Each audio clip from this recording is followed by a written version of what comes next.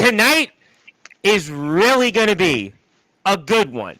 You might even say tonight might be really controversial, but I actually don't think it'll be as really controversial as you may think.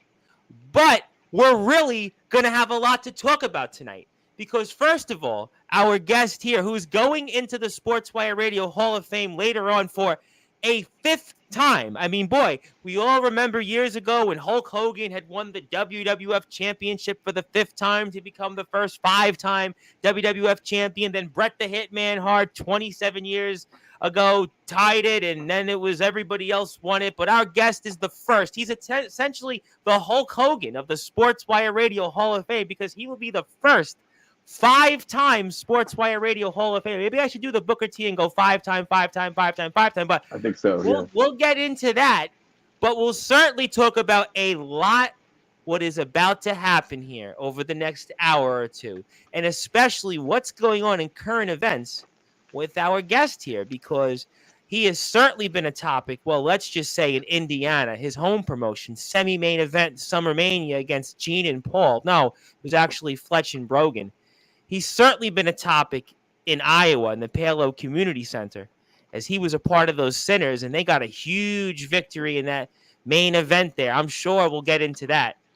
And he's also been quite the topic in the state of Michigan, where it's technically PWF champion versus PWF champion, because those that may or may not remember, Jack Delta was the PWF champion last year, but this time Justin Parsley holds it. And also, we could very well be seeing a matchup to decide who's the best outsider, because after all, he's an outsider. He's the outsider. And on top of that, we're going to talk about maybe who's the best traveling wrestler of all time if Justin Parsley gets his way, because after all, Justin Parsley's been traveling all over the place. Michigan, Ohio, Indiana, his home company, Iowa, and who knows whoever else is out there. I mean, if you hear and read between the grapevines, and we'll certainly talk a lot about that meltdown, because it seems like Jack Delta has been having quite the meltdown. No, it's not over Big Man Cam and his leftover slice of pizza he ate, because he's suspended in BYW, but we're going to certainly have a lot to talk about. I can see the chat is starting to heat up already. I could even see there's not Pete Davidson fans, but Liam Davidson fans. I didn't know if they were related, but I am going to give our guest that, well, I should say Hall of Fame-like introduction, but maybe that'll come later. But I am going to give him that championship-like introduction, because after all, I do own 1/3 of the PWF, and we are on the PWF Extra YouTube page. How fitting. But let's give our guest that championship-like introduction, and let's just say, ladies and gentlemen, we'll get right into it in prime time, the brightest lights, the biggest stage, the only platform where all wrestling matters. So with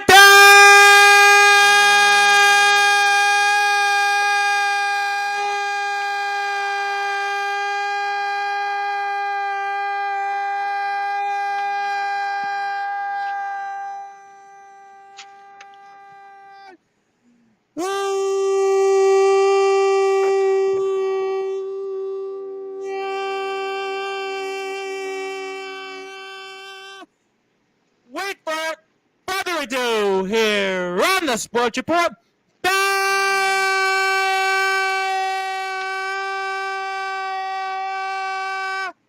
number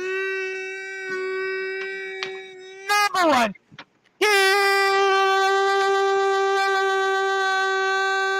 global sports show, soon to be the only five-time Sportswire Radio Hall of Famer. He was one half of the second longest reigning XCW Tag Team Champions in history. Simply put, he is now the reigning, defending PWF Champion. He is the first real wrestler, Justin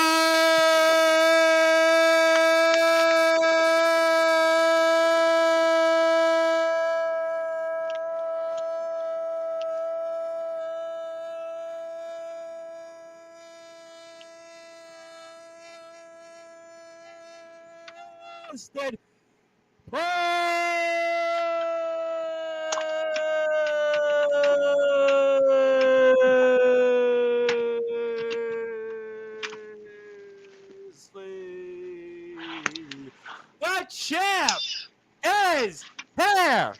Champ, how you doing? I need a cigarette after that. I thought you not a victory cigar instead. Yeah, as always, I appreciate the introduction. I appreciate you having me here, Tom. Well, it's good to have you. I mean, I've talked too much about you the last few weeks. Kind of wondering where you been. It seems like a lot of people have been talking quite a bit about me, too.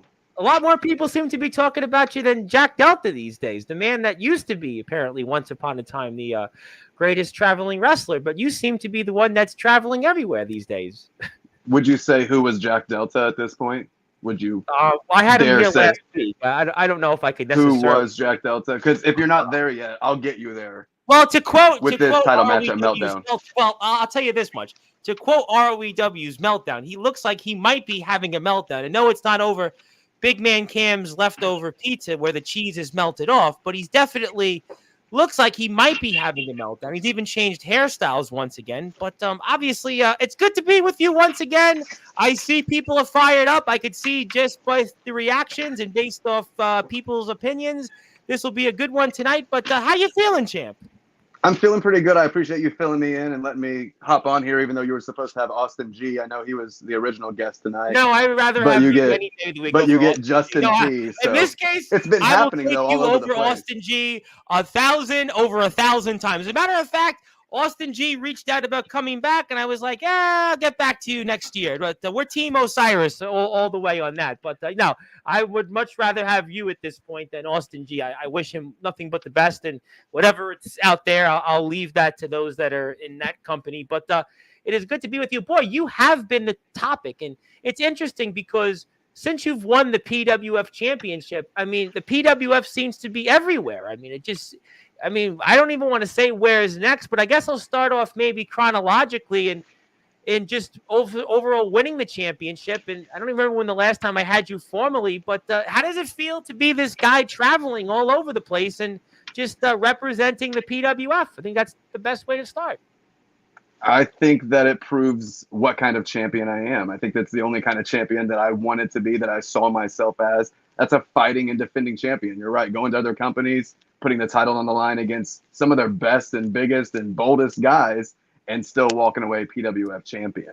Since we don't have like a formal setup and whatnot, I thought, what way to impress my boss better than to take this nationwide, lay it on the line. Well, I mean, I am 1/3 and walk away with it every time. The other 2/3 of it hates your guts. I do realize that they back against the wall sometimes. Yeah, but I know you believe in me, and that's all that matters to me, Tom.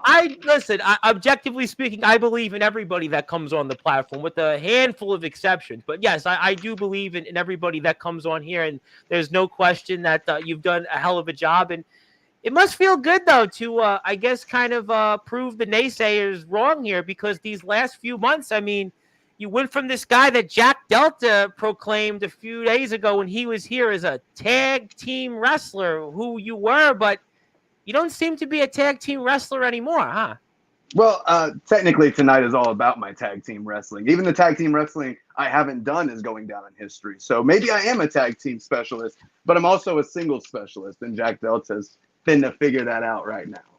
Well, I'm sure we'll get to that in a little while, but I did want to talk to you about a couple things here first. Let's talk about XCW for a second. Obviously, Summer Mania, very successful show. Remy Ravage was here yesterday. Had the pleasure to hear Remy's story. What an inspiring story, by the way, from Remy Ravage. Basically came from, I mean, your story was obviously, interesting in itself, but Remy Ravage, her story basically was in thin air a few months ago. There was nobody that even thought Remy Ravage would ever be back in the ring, and here she is. She won the XCW International Championship. Chris Jones is in the house for the first time in over 7 months, Saturday night in prime time. But Summer Mania, hell of a match, semi-main event tag team titles, and I'll put it up on the screen in a minute or two. But where do we go from here in XCW?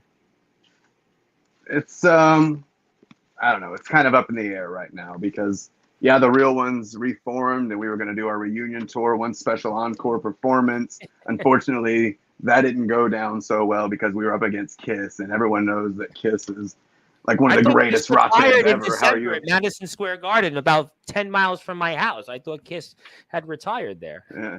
No, they're back. They're back and in full force, and one of them's a midget now, I think. But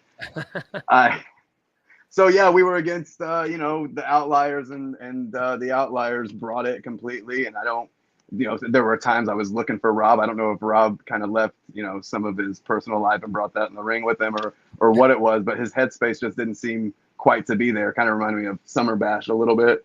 So I felt pretty alone, and I can't win the tag titles alone. I mean, that's one thing I'm not able to do yet. Before the end of the career, I plan on it, but. But yeah, I don't think you could win tag titles alone. But I mean, heck of a match though. Nevertheless, I mean, regardless of what you thought about the match or whatever the people in it, but just a heck of a match. And just I know you've done a lot here, but what was the preparation like for going into a match such as this? Just I guess no expectations and just get in there and go. I mean, that's all you can do in a match like this. I hadn't wrestled a TLC match.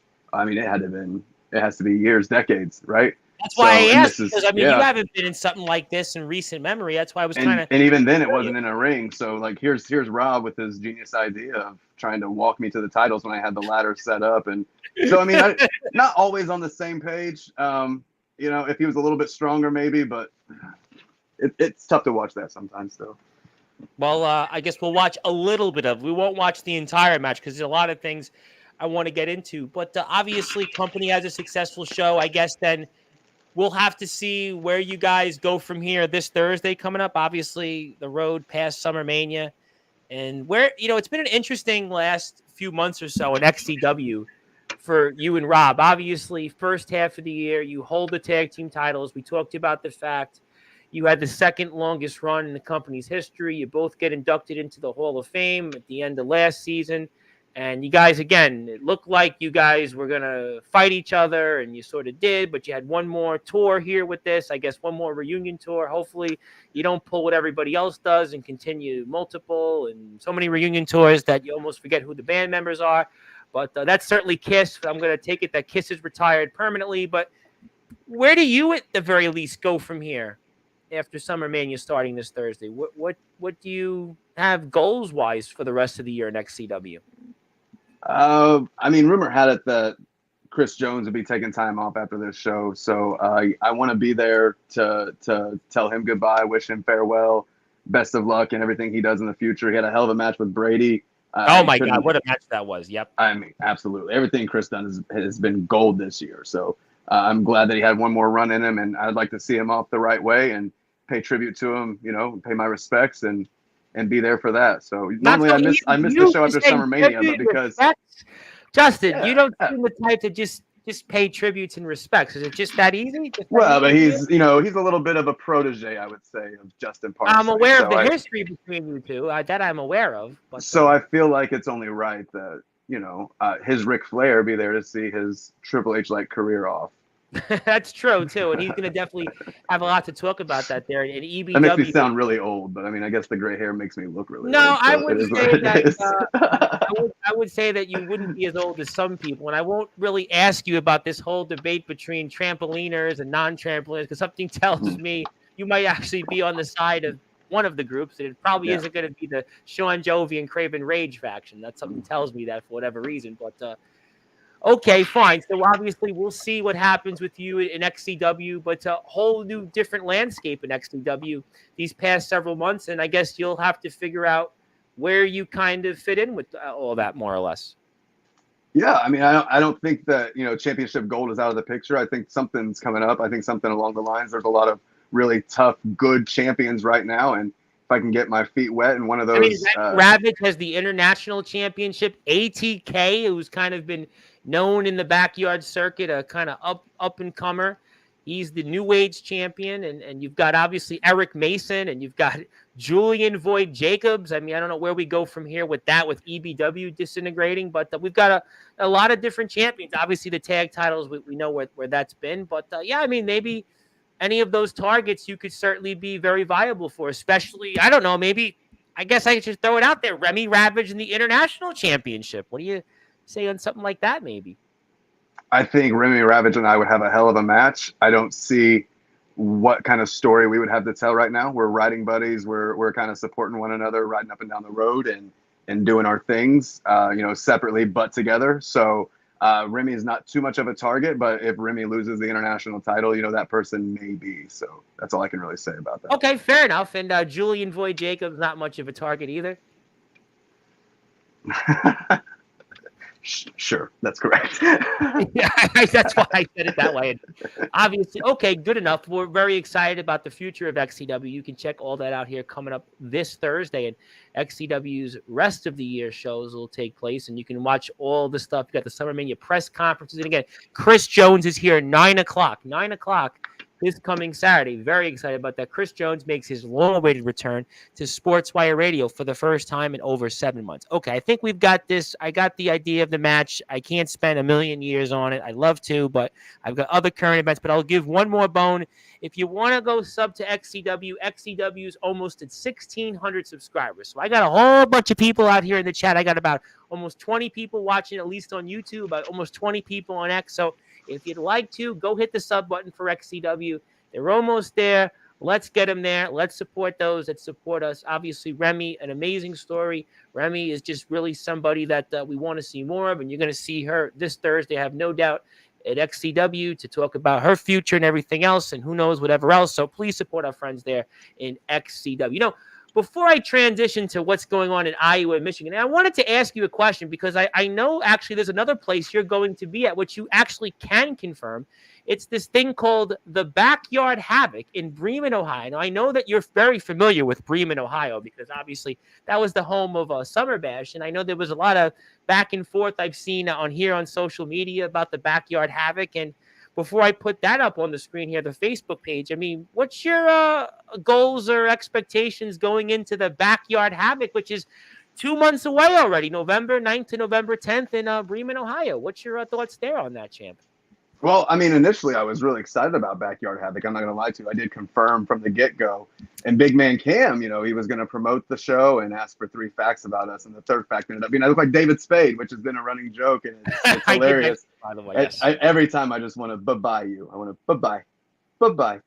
But, so whenever I was promoted that way, I felt like I was kind of a joke and not being taken seriously. So I haven't responded to the Matthew Forsaken page is promo. no more now, if I'm not mistaken. So lucky you.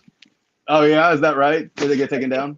I think, something happened with it. I haven't seen it pop up on my TikTok in a while. So okay. Yeah, I don't use TikTok. I'm a little bit of a sinner when it comes to that. I'm not good about TikTok.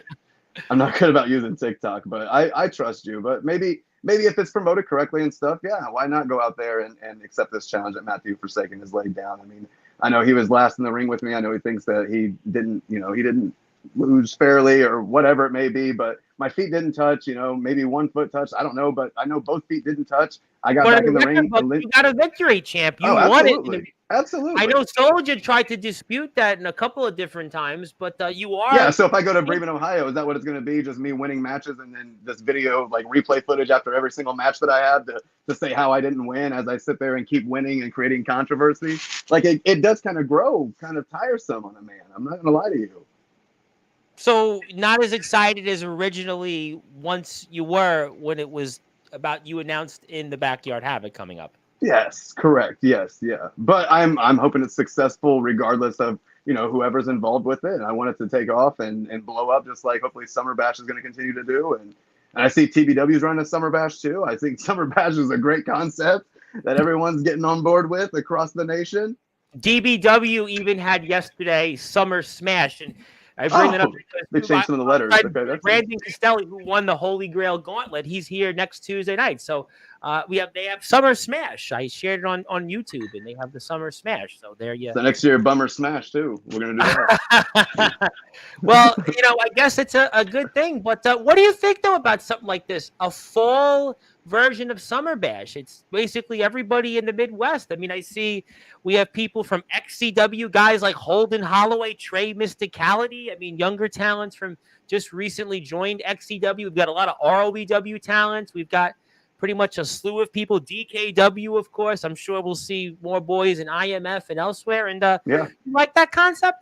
Oh, absolutely, yeah. And it's a better time of the year to have a bonfire out there, even, and and to share stories and knowledge and to continue growing as talent.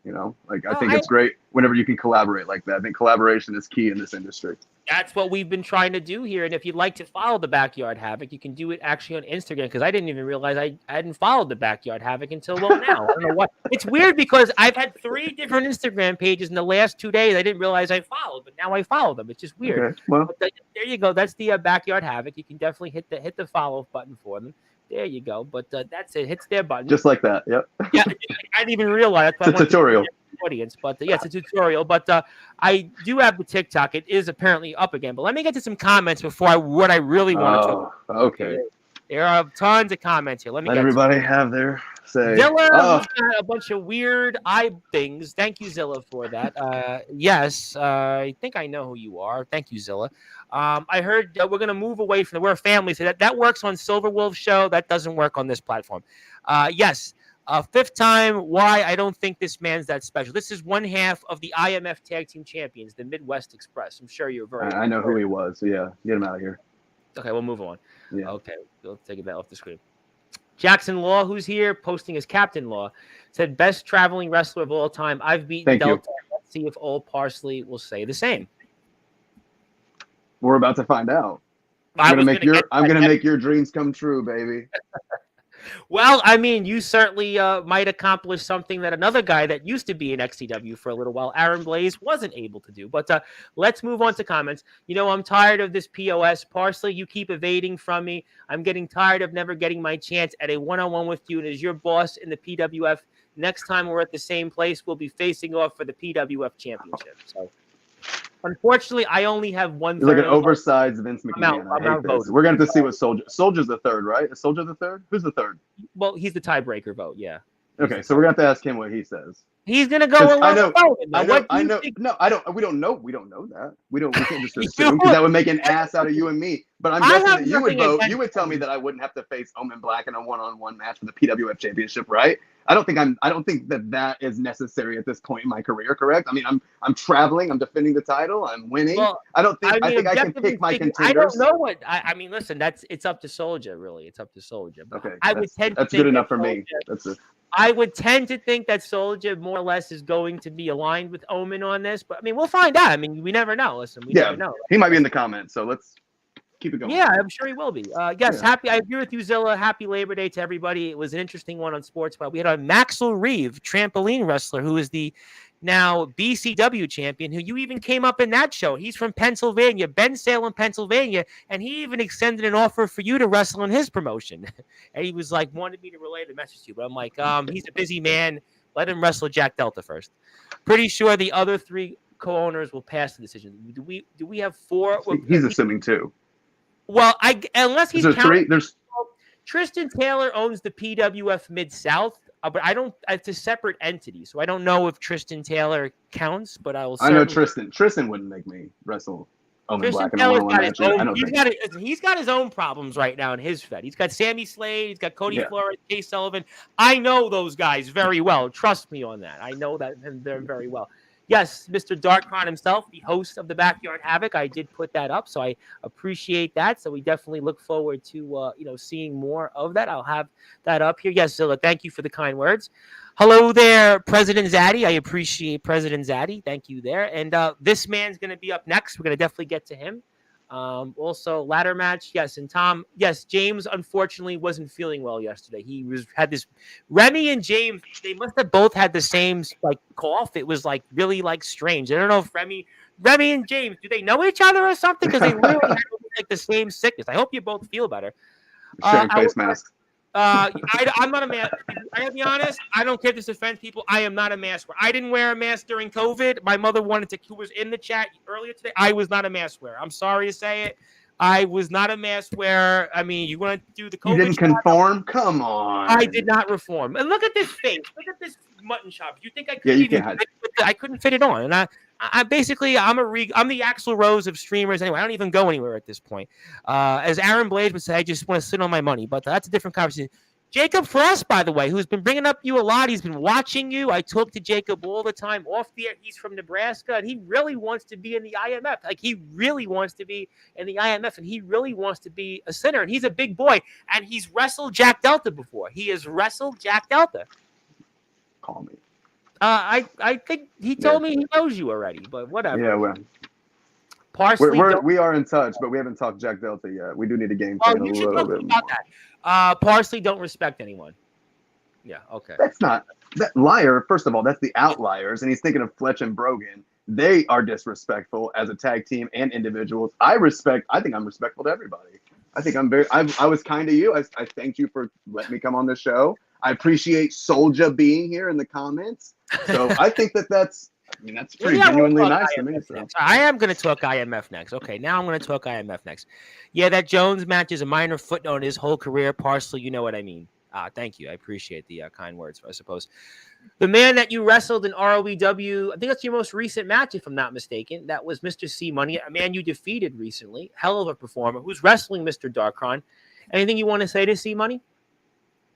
I guess, yay, C Money in return. I don't know. I guess we'll move on because you don't really seem to have much in different for him. Okay, appreciate that. Thank you, C Money. Always like C Money. You came in booing me. What do you want me to say to that? You're gonna boo me? What is it, a ghost? Nice C-Money. Yes, I got the same. Oh, I see. Yeah, okay. I think I know who this is now. I gotcha.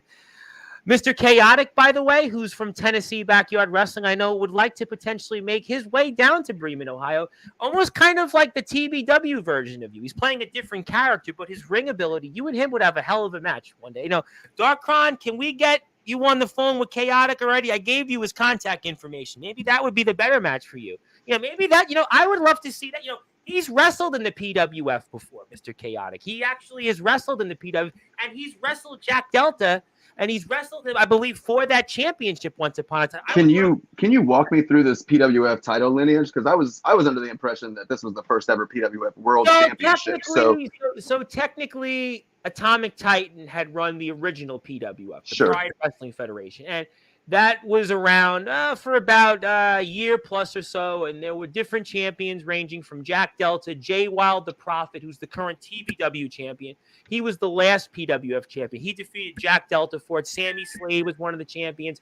Cody Flores. There was one guy named Xavier Thorne who was one of the champions. So there's a long list of PWF champions in the first lineage. It just depends. Omen and Soulja, I'm assuming, would recognize you as the first champion. But if you're going on the history of it, there was in the first. So this former PWF title, was it the PWF Uprising title? Is that the same? Yeah. Okay. Jack Delta. Right. So now it makes more sense. Yeah, that's why with James and I, we were bringing up the fact he was PWF champion versus PWF champion because Jack won that championship last year. I get it. Correct. Okay. Yeah, I just kind of needed to walk through that. I want to know what I'm a part of. You know what I mean? Yes, absolutely. I'll be there at Backyard Havoc. There you go. See, speak and say his name. He appears, and Chaotic's become like you. He's become a buddy in the same way almost. I speak to him very regularly, Mr. Chaotic. It was funny. We were talking one. He's like, I didn't know if I liked you, but now I really like you. It was funny. He was like, no, because we were talking. He was like, boy, I was wrong about you. Well, and he's in here like watching a lot of these shows too, so he's good, dedicated. Yep. He's a big fan. Love his energy. Love what he does in the ring. Just an awesome guy. I want to see Omen versus Parsley. I told you on that. I told you. So there you go. I'm going to move on from the Liam Davidson comment because we're a family station that's on Silver Wolf Show. I definitely need to get back on sooner rather than later. So there you go. We're going to get back onto Sportzwire. Maybe you need like moderators to keep people like Liam Davidson. You got Omen Black. You definitely got it. I just want to see Parsley get his ass whooped. See, there you go. There you go. Yeah. Speaking of people who was talking some smack about you yesterday in Remy Ravage's show, Mr. Michael Christian. And then he's here to say hello. They always turn face. They always turn face when they get on here. I had the same problem on the Silver. I had the same problem on the Silver Wolf show. When somebody comes on here in about 5 or 10 minutes, the people's faces are going to certainly have a reaction. You're waiting for that. Unfortunately, you are the first PWF World Heavyweight Champion. Yes, you're not the Uprising team, but there is a history, sort of. Uprising was essentially the World Championship there, so that's kind of. I just want to get all my bios right, Tom. I mean, that's what it boils down to. I just don't want to look like a fool out here. No, there's nobody's being a fool at all. That's completely objective. Yeah, we love chaotic as Well, well. Omen is trying to get a match with me, but that's Well, Omen okay. and Go ahead, Soda, keep you going. have plenty of issues with. You have issues with them for months, but yes, maybe one day soon I'll put you in the Hall of Fame. I do Well, want he's to in talk. the circle of jerk, so Well, you he's were a on he's there. a, I he's owe a you circle that of jerk now, so podcast. he's technically got a Hall of Fame induction. There you go. Well, congratulations to You're you. welcome, Michael. I gotta ask you about what is going on in the IMF, because those sinners, boy, you guys, it seemed like everything we saw what happened with Soldier, and I don't even want to get into Felix Jones, but you guys certainly had, I guess, one up your sleeve at All Out Warfare. I'm going to put that on here in about a second or two, and you want to talk about the road to head coming up to the next IMF show? Absolutely. I think that we need to start back in the past though before we can get to the future. So I'm I think gonna put it up on the screen. You got it. I'm pretty grateful that Damian Saint dropped the ball with the Saint Sinners, and that a lot of these guys were loyal. Yeah, we're lost. They were lost, looking to be found. Ox And McCoy is one of those names that comes to Uric, mind right at the top of the sure. list. Uric the Viking, sure. But then, and then Damian also had guys like Merriman he employed inside of this. And guys like Merriman don't work at the end of the day, right? So once I assembled an actual group of sinners and didn't have to put my last name at the front of it to let everyone know who they belong to, every man is for himself in this. Every man is for himself in the sinners. We're all in it together at the same time. We're all here to take care of each other because that's all we have at the end of the day, right? And every man is a sinner. It doesn't matter who you are. There's no clean slate. There's no clean slate whatsoever. Like, let he is without the sin cast the first stone, right? Who's that going to be, Tom? Well, right now, I mean, you're the one that seems to have figured things out here, whereas Damian Saint wasn't able to. But we're not casting stones. We're taking them apart, and it's the foundation, and the entire building crumbles. Well, it's interesting you said that, because I think for a couple of months I've asked the question, when does the cracks in the foundation start to surface? And it seems like maybe you saw some of that with this guy named Storm, and maybe that's what it takes, a storm with cracks in a foundation. They sort of come out in the public, and they sort of... I mean, when it's a cyclone, nothing can outlast a cyclone, not the foundation even. It gets wiped away. Not that I know of, and maybe they should have known it, because after all, didn't that cyclone take a championship away from one of those foundation members a couple months ago, or am I missing something? Yeah, I think he called it business, though, so let it be what it is. Was it really business? It was good business on Storm's part. I mean, it's great business. He's a great businessman. You can watch him here at the end and see how good of a businessman he is. We're gonna definitely. He's the leader of BYW. He is one of the smartest men I know in the industry. Industry. There you go. That industry line there. But capital IND. Well, but you seem to have gotten these members. It seems like what a difference a show makes. I mean, you guys have success and such. You're here. Is that what it simply is? Is that, and by the way, that hurt, by the way. But is that what it is? Hurt really bad. You show up in the leadership void, basically you fill it, and that's where the group now looks like they're poised to have some big success now, more or less?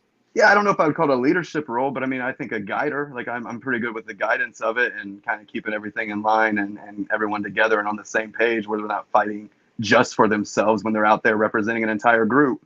So I think that with my return to IMF, I mean, you see how dominant the Sinners can be when we're all together, when we're all on the same page.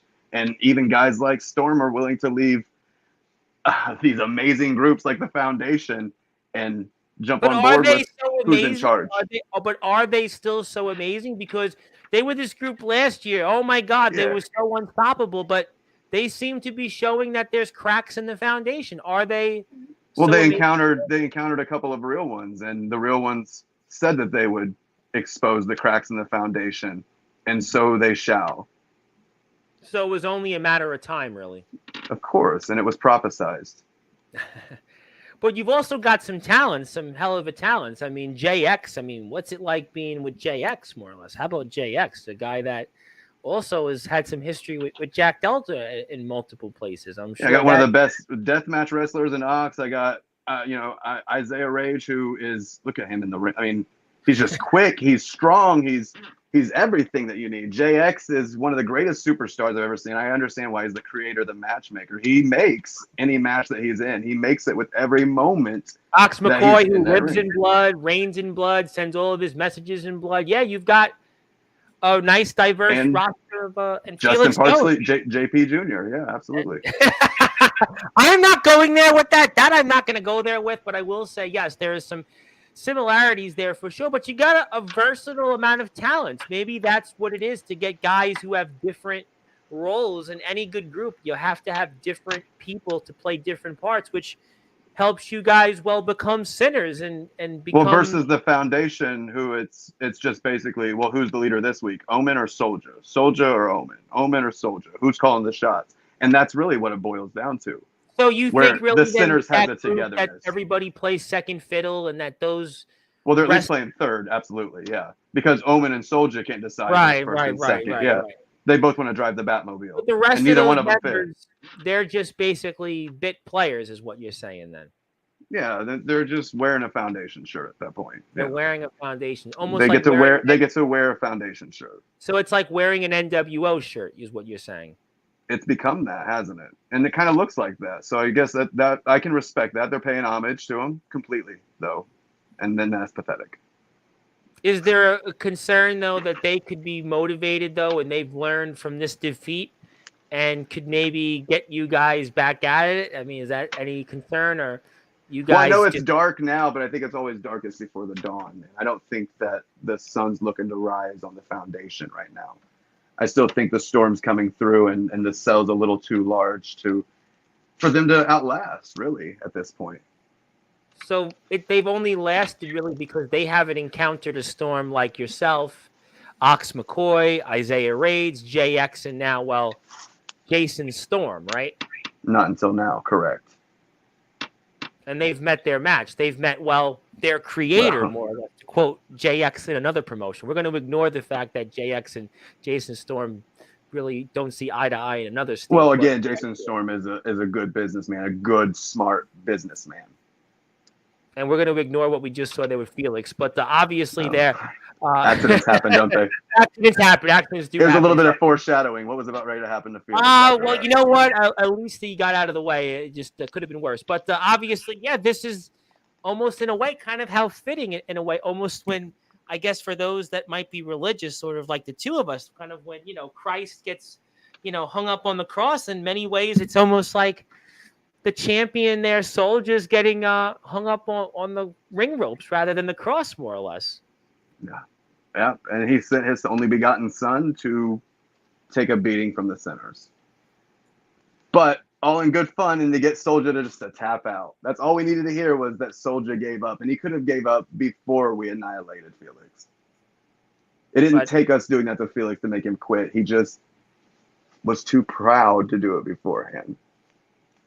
And pride won't get you anything except, well, that's what they say in this sport. That championship, the wins and losses, you don't get them by being nice guys. You don't get them by just going and shaking people's hands and hugging. You got to go out there by any means necessary. That's what it's all about in this sport. At the end of the day, it's just about championships. It's about, there's no loyalty, and we see it even in families right now. We see there's no loyalty in that. So whatever somebody can do to get on top, that's what's going to happen. And Soldier, he's paying the price, I suppose. He's paying the price. And he'll continue to pay it. Until he steps aside or just moves out and gets out of the way, or what? Maybe until he admits that the foundation is no more. Is the foundation just about Omen Black and Soldier GP and not about other members like even Dirty Donnie or even Sean Jovi, America's resident rock star? Is that what it is, you think, really? Is it just about Omen? Spokes on a wheel. So, yeah, like it makes the wheel run right. But there's only one conductor, and neither of them can decide who it is. Maybe that's what it is. But obviously, we see this all kind of more or less fold into fruition. And boy, really clever things that go on there. But I wouldn't want to get on your bad side. Let me just put it down. Listen, this is why I go objective, and we don't like to get into the middle of these things because seeing what went on there. But boy, I guess this was the plan all along. Yeah, I mean, well, everyone knew besides Felix, because if I would have told Felix, there's no way he would have went out there as confident as he did. So, yeah. And I actually do have some breaking news here in a few minutes. I've been sent by the Backyard Havoc friends. Apparently, management just so I follow them on Instagram. So you might be disappointed in this news here. And Anthony Steele will be arriving here in 10 minutes. From about 10 or 15 minutes, Anthony Steele will speak. But Felix isn't speaking much here. He's not speaking much there. So he's not going to be speaking much right now. But maybe Felix. I guess he should have saw it coming. Maybe that was a young, naive kid there that got pretty much used. I mean, maybe he should have listened to Soldier in that case, or nah. He really does look like a younger me here because I've been there. I've been the naive young guy who thought that he was in control and in charge. But you even mailed him a jacket, and yet you still did this to him. I mean, you knew you were going to do this 2 months ago. I mean, really, you knew you were going to do this 2 months ago. As long as Felix walked away from this knowing that it was out of love, and he did. He came over and apologized to me, told me he was sorry, and we walked him to the back. He would never walk back there by himself. There's no way. He went through a lot there, but that's a lot. Yeah, absolutely. quite the sacrifice, but a hell of a martyr, and the sinners couldn't have done it without him. Yeah, I suppose. I mean, I suppose. I mean, I don't know if I would have done the same things. I would have probably just gave you a few $100 and said, I'll walk out of the way. But obviously, these individuals, I mean, I wouldn't want to get in their way, and they certainly reign supreme. And there's Jason Storm, the Cyclone Jason Storm, who's. Do you, by the way, consider him?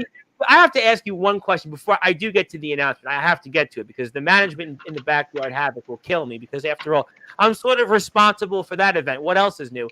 But do you consider Jason Storm either the DKW champion or the ROEW Midwestern champion? I know you're a busy man representing my company in the Pride Wrestling Federation, but you consider him what exactly? Yes. Undisputed DKW World and ROEW Midwest. Oh, you consider him both? Wow. Okay, undisputed very gentlemanlike of you. Justin Parsley, I have to say, very. I know my place and I know his, and it has to be on the Mount Rushmore. So I want to go ahead and bow out on that. Absolutely, Jason Storm, undisputed champion. I appreciate that. Leader of BYW too. Really great leader of another great faction. So if they had merch, I would get some.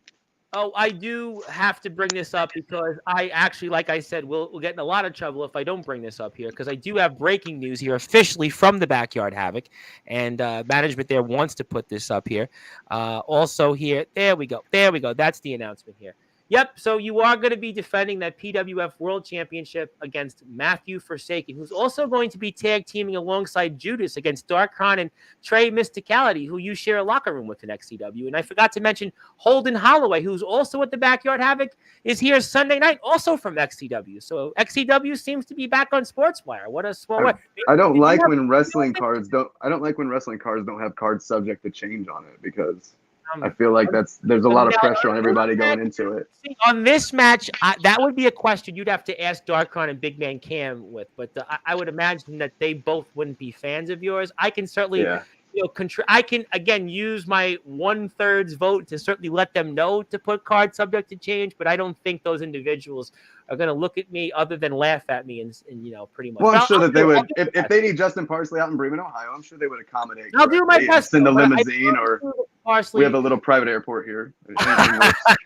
Well, I will certainly do my best to say card subject to change, but you are going to be wrestling, as far as we see here, this match with Matthew Forsaken for the PWF World Championship, though, November 9th to November 10th in Bremen, Ohio. So, yeah, I see that. Yeah, well, it reminds me of that time that Silver Wolf was on.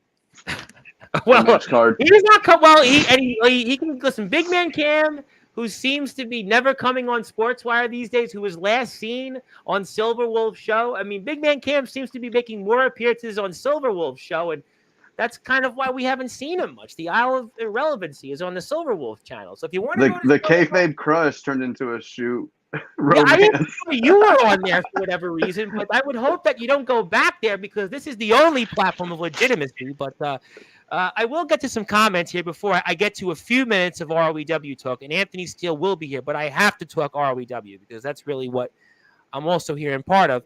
Hey, Parsley Forsaken called you out. What do you have to say? Well, you got the announcement. We covered here. that. Yeah. Mr. Chaotic's waiting to meet everyone. Absolutely. How is your back after those light tubes from the we saw there in the main event of All Out? Yeah. Well, I mean, it could be the chair with the light tube. So that would have been XCW. So I invented like a weapon where I tape 2 light tubes to a chair, and I have yet to use it. The first year it was going to be against Venom, and the cameraman stepped on the light tubes and crushed them. So we didn't get to debut it then. And then this time Brogan got to it before me. So I kind of got to debut it, but along the backside of my back. Okay, well, also here, I do want to confirm it because it is Omen's show after all, and he, as I figured, had the votes to be able to make it happen, but he is facing you for the PWF Championship, so I just wants to, he told me to mention it, and I was certainly... I guess I'm a busy man coming up here, it seems. Very busy. Hopefully I don't have a real life, because that would really suck for all of these people. You know, my whole life is just on Sportswire, but I'm certainly lucky to obviously... Maybe I'll pick up some shifts. Yeah. I got so much free time. Well, I even hear they really want you down there in Massachusetts. I won't ask you if you're going down there, but I hear that they love to have you there in good old NEW even. Mr. Dvorak told me to specifically say you were really welcomed anytime in Massachusetts. That's all. Didn't want to say anything. I mean, that would be massive for the industry. I'll say it again. But obviously, Big Man Cam repeatedly wants to say that he does love Sportswire. He will come back. Hopefully, you come back one day, Big Man Cam, because I was going to get another cameo this month. So hopefully you come back. So hopefully. But yes, and the pre-show for Anthony Steele, he'll be here very soon. Very soon. I promise you, Bren. Bren is one of our favorites. We love Bren. He does artwork for Jake Dvorak. I know a man you probably have mixed opinions on, James Taylor, Anthony Steele.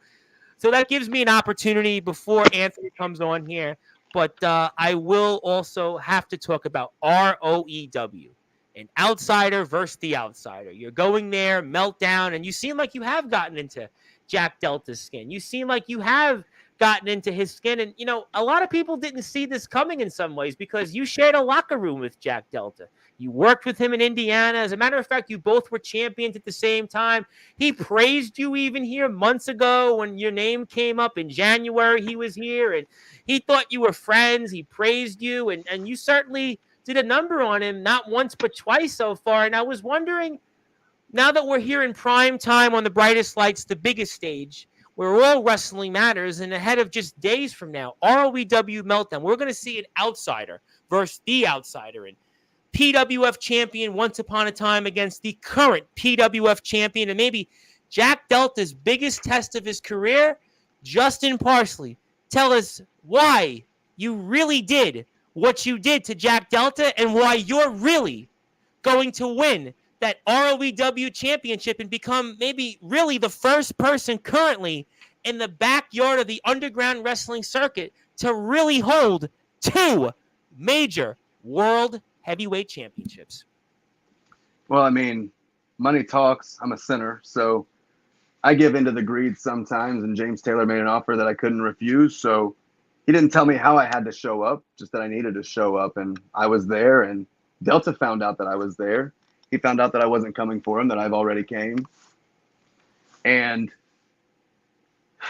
to further my career in ROEW, I defeated one of their premier talents in C Money and showed that I can defend this PWF championship. Yep, defeated a lot of people. Yep, Aaron Blaze, big wins.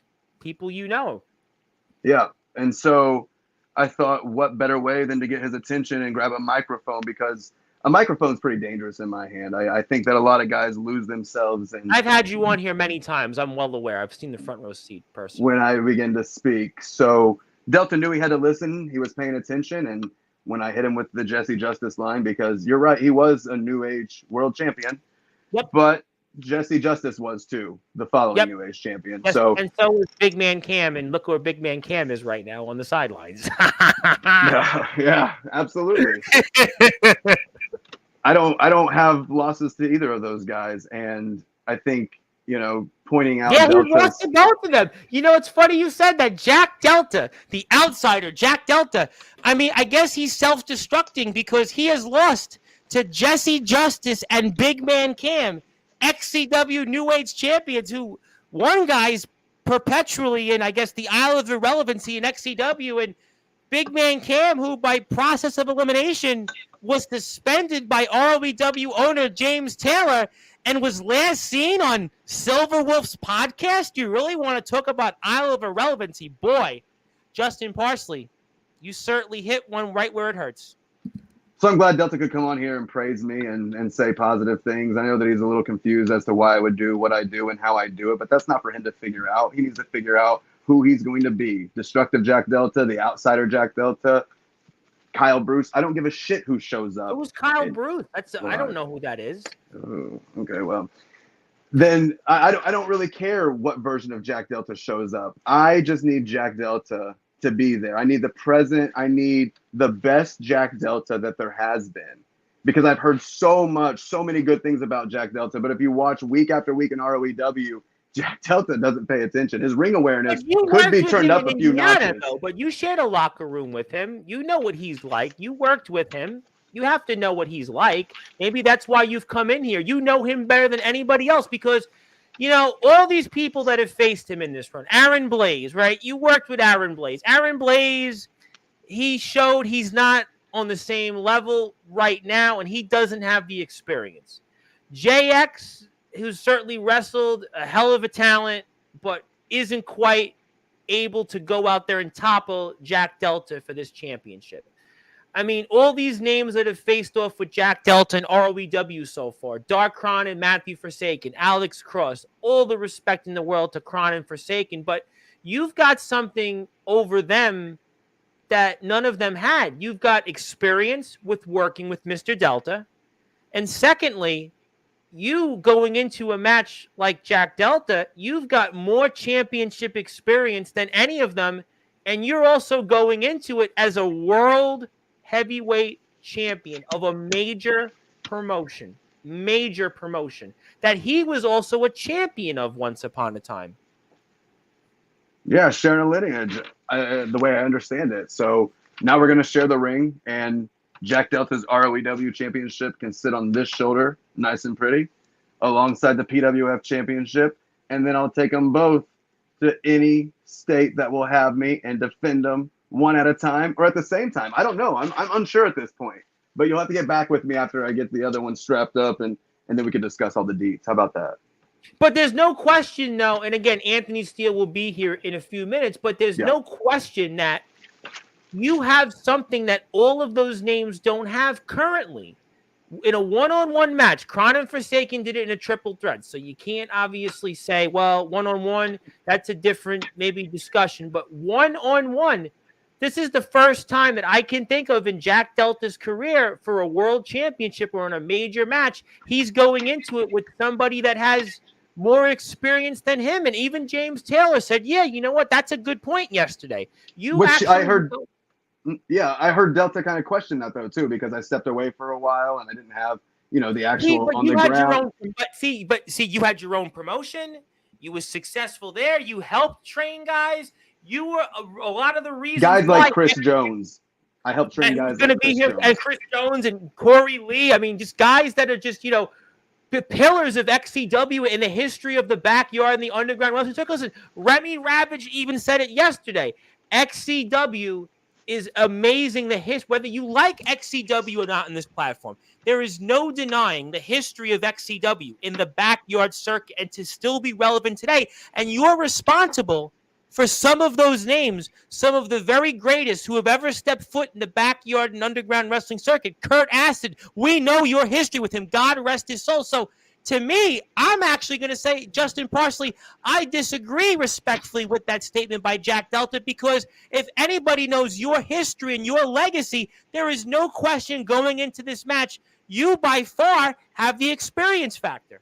And I'm with you. I respectfully disagree, too, because I think even though I didn't spend the time on the ground and I wasn't doing it the way Delta was doing it, I took some time and I trained for about a year and then I walked away completely. But not in the sense of never watching wrestling, right? I'm always studying. I'm a student of the game. I respect the And you've industry. traveled more this year than Jack Delta has. Jack Delta Sure, got all his traveling out of his system 5 months ago. You've been in Ohio. We saw what you did at Summer Bash. We've seen what you've done in the IMF. We've seen what you've done here now in Michigan. I mean, they want you everywhere right now. They're not talking about Jack Delta as much everywhere. They're talking about Justin Parsley right now, Jake Dvorak every single day. Tom, I was in the NEW chat earlier this evening when they had their go-home show for Vortex. He said, Tom, you got to talk to Justin Parsley. Everywhere I go, up and down in the backyard in the underground wrestling community, they're talking about you. They're talking about you. I want Justin Parsley. Yeah, I want to face him. Everybody talks about you. Jack Delta, they've seen it already. They were talking about you even in Oregon last week. The guys in BTW, all the trampoliners now, these trampoline guys, Tyler Fury, Nolan Money McDermott, Dalton the Executioner, my guest today, young Maxwell Reeves, Justin Parsley. We got to have him. How do we get him here? Everybody wants you. Jack Delta, they've seen it. They love Jack Delta, no question about it. We all respect him, but they're talking about Justin Parsley. And, you know, who F was once upon a time Justin Parsley? Well, I'll tell you what. Everybody now knows who Justin Parsley is, and maybe you're right about something, Justin Parsley. Maybe we are wondering, who is Jack Delta right now? And are we witnessing the self-destruction of the once outsider, Jack Delta? And I guess that's for everyone to figure out as we keep tuning in. Right here, this is a prime example of Delta. Like, it just took bringing up the words Jesse Justice, that New Age Championship, naming the guys who had got one over on it. Because and he's it sets him off. I'll tell you why. Because he's used to people saying, yes, thank you, Mr. Delta. Thank you. Like, even when Jack comes here, he's used to just the respect. And yes, I love Jack Delta dearly, and we love everything he's done in this sport. But you haven't done those things. You've basically gone and you've taken the approach that nobody else really has so far, not counting what BYW's done, where it's 3 of them in one, not counting what anybody else has done, where you've gone one-on-one, mano-a-mano, and you've hit him where it hurts. And he's not used to that in his long decade career. He didn't get that in ESW even. He didn't get that in MEBW, certainly. He didn't get that in OMW. He certainly didn't even get that in VTW, XCW, all these places he's been. Justin Parsley, yeah, he might have wondered who the F was Justin Parsley. He definitely knows you now, and you've definitely hit him like nobody else has had, as far as I can see in studying this man's career, which is, again, over 200-plus matches in, 29 championships in 24 states for 10 companies. You've done what nobody else has done there. Delta's a great competitor, and I think that he needs that. He needs to test new waters to see what he's actually capable of. We don't need a mundane, watered-down Delta, right? No one wants to see that.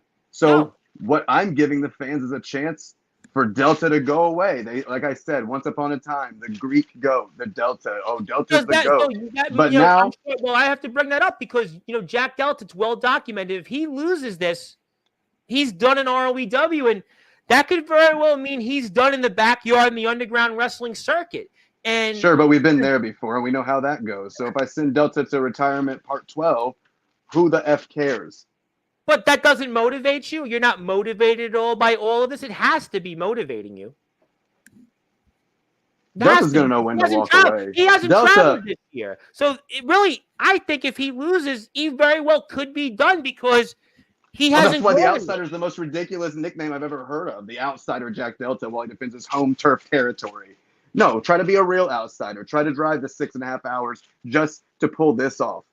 Just to stand tall with 2 championships. And I'm going to do it again. This time he'll see it coming. And that's the beauty of the next time, is that whenever I do that, whenever I pose with both of those belts, it's because I am still the PWF champion and the new ROEW world champion.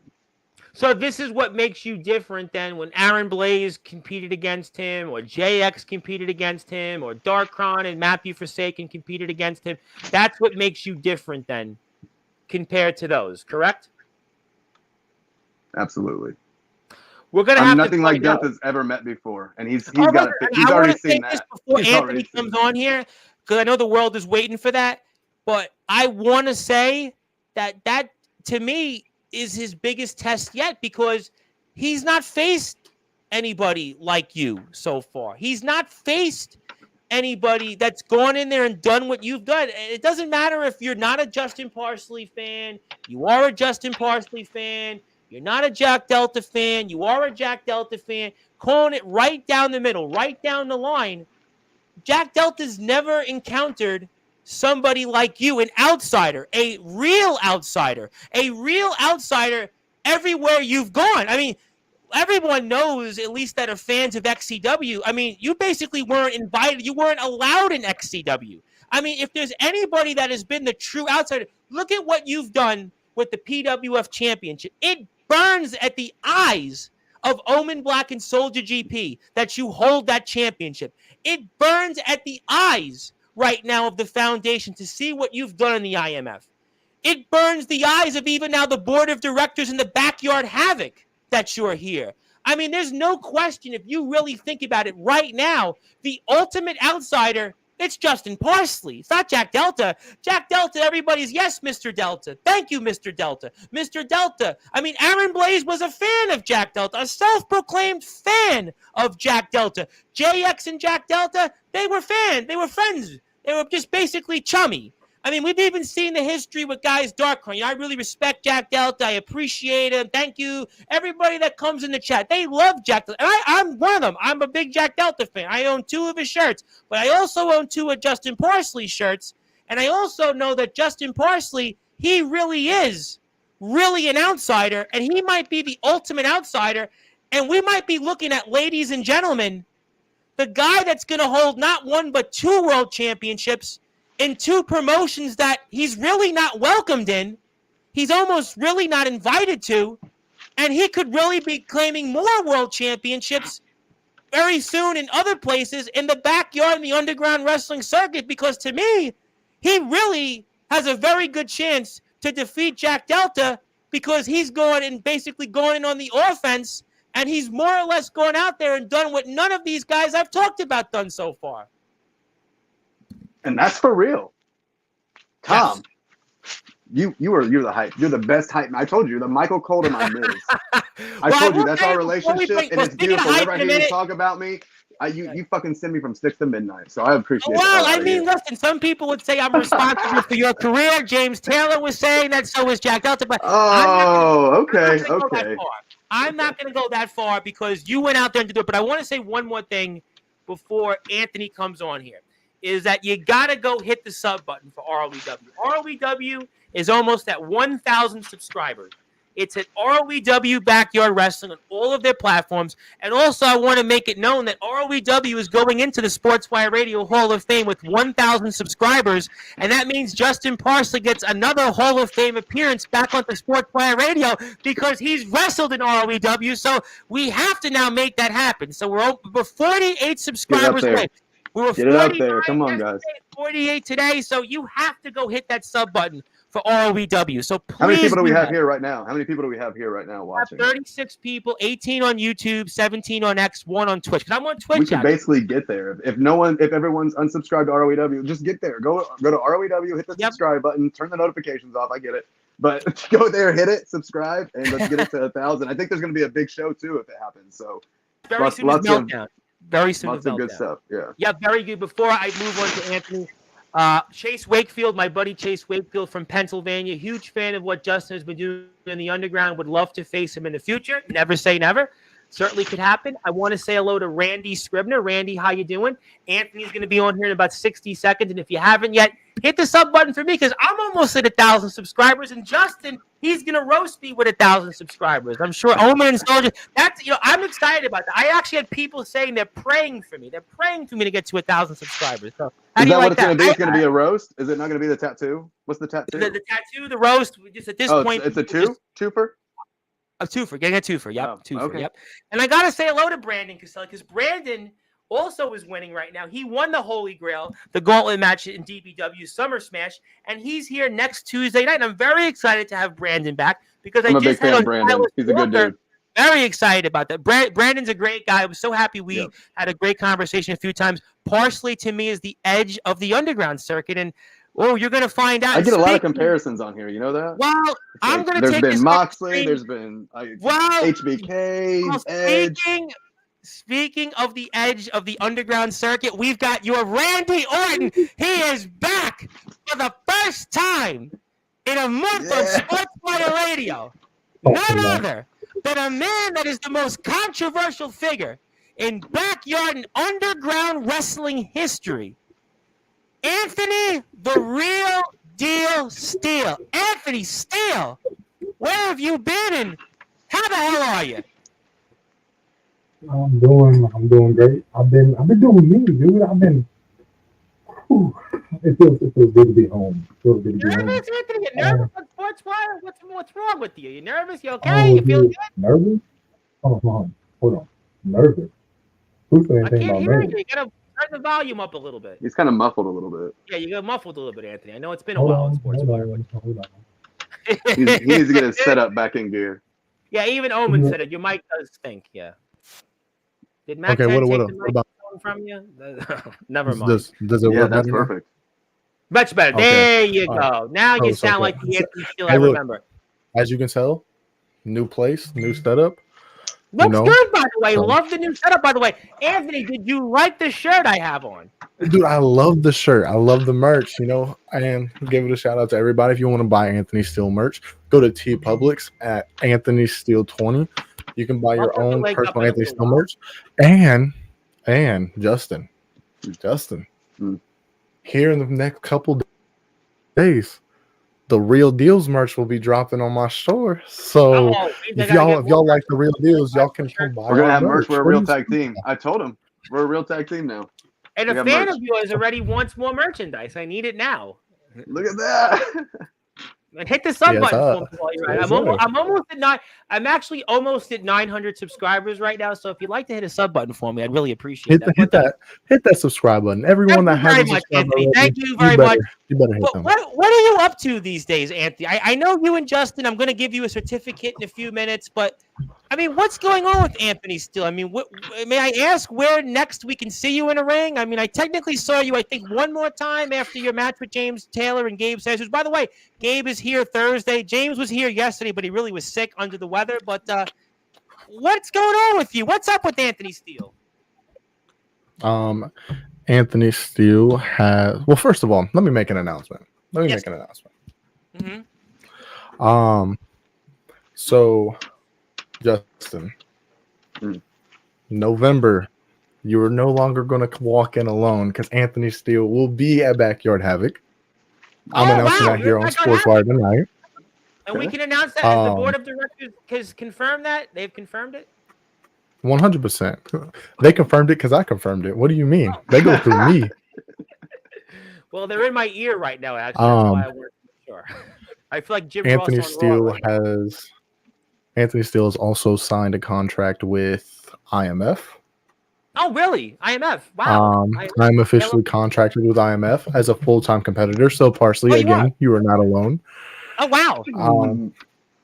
And Anthony Steele, what has Anthony Steele been up to lately? Well, that's the easiest question. IMF and the Backyard Havoc. Oh, wow, that's a big deal.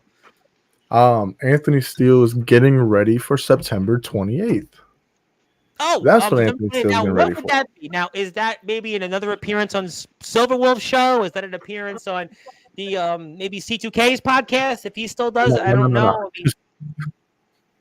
No, it is not on Silver Wolf. It's not on the only podcast I'm appearing on for the next couple of months, maybe the next year or two, is Sportswire Radio, the greatest appreciate that very much. I really podcast of all time. Thank you very much. September 28th, you can't use this title without having Anthony Steele. Anthony Steele will be at Ring of Champions. Oh my God! Whether Anthony I hold the Steele at Ring championship or of not, Champions? whether I hold the championship or not, I will always be one of the greatest champions of backyard and underground history. So I said that before. Yeah, absolutely. But Parsley, I'm looking to bring a championship to the Real Deals on September 28th. I'm not gonna spoil. We don't do spoilers on Sportswire. You have a title, and I have a title. We're gonna look like tag team champions. We're gonna be the part. That's what I'm saying. Man. You see, Gosh. the thing Couldn't have picked a thing better about partner. everything that's going on is Anthony Steele is doing a new era in his life, as you would say, and I'm being me finally. I can finally be who I was, not a watered down version, and it's good. It's fun. I'll say that, dude. I'm having fun, and what's better than to build myself back up, go pump some iron in the gym, and go whoop ass in fucking IMF. What's better than that? Do you need directions to So- the Palo Community Center? Do you need directions I got to you. Palo? I can grab you on the way.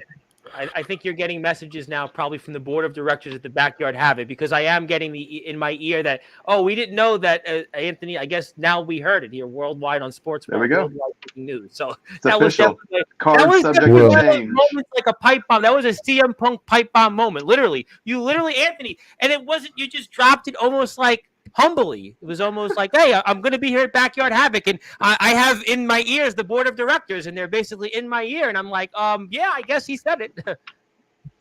Best tag team partner ever. So here's the thing. Here's the thing. Yes. The two people I have my eyes on, in IMF, Okay. is that sleazy, no good world champion, Mr. Soldier GP. The guy You that said was- sleazy. I was And I can't remember who the other champion is, because lately the title's been irrelevant, but the hardcore champion. JX. The hardcore champion. You see, Yeah. Well, there's the hardcore Because tag team that's championship held supposed by to be- Nicholas Crenson, who you've defeated in like how long did it take you to beat him? Like 20 seconds?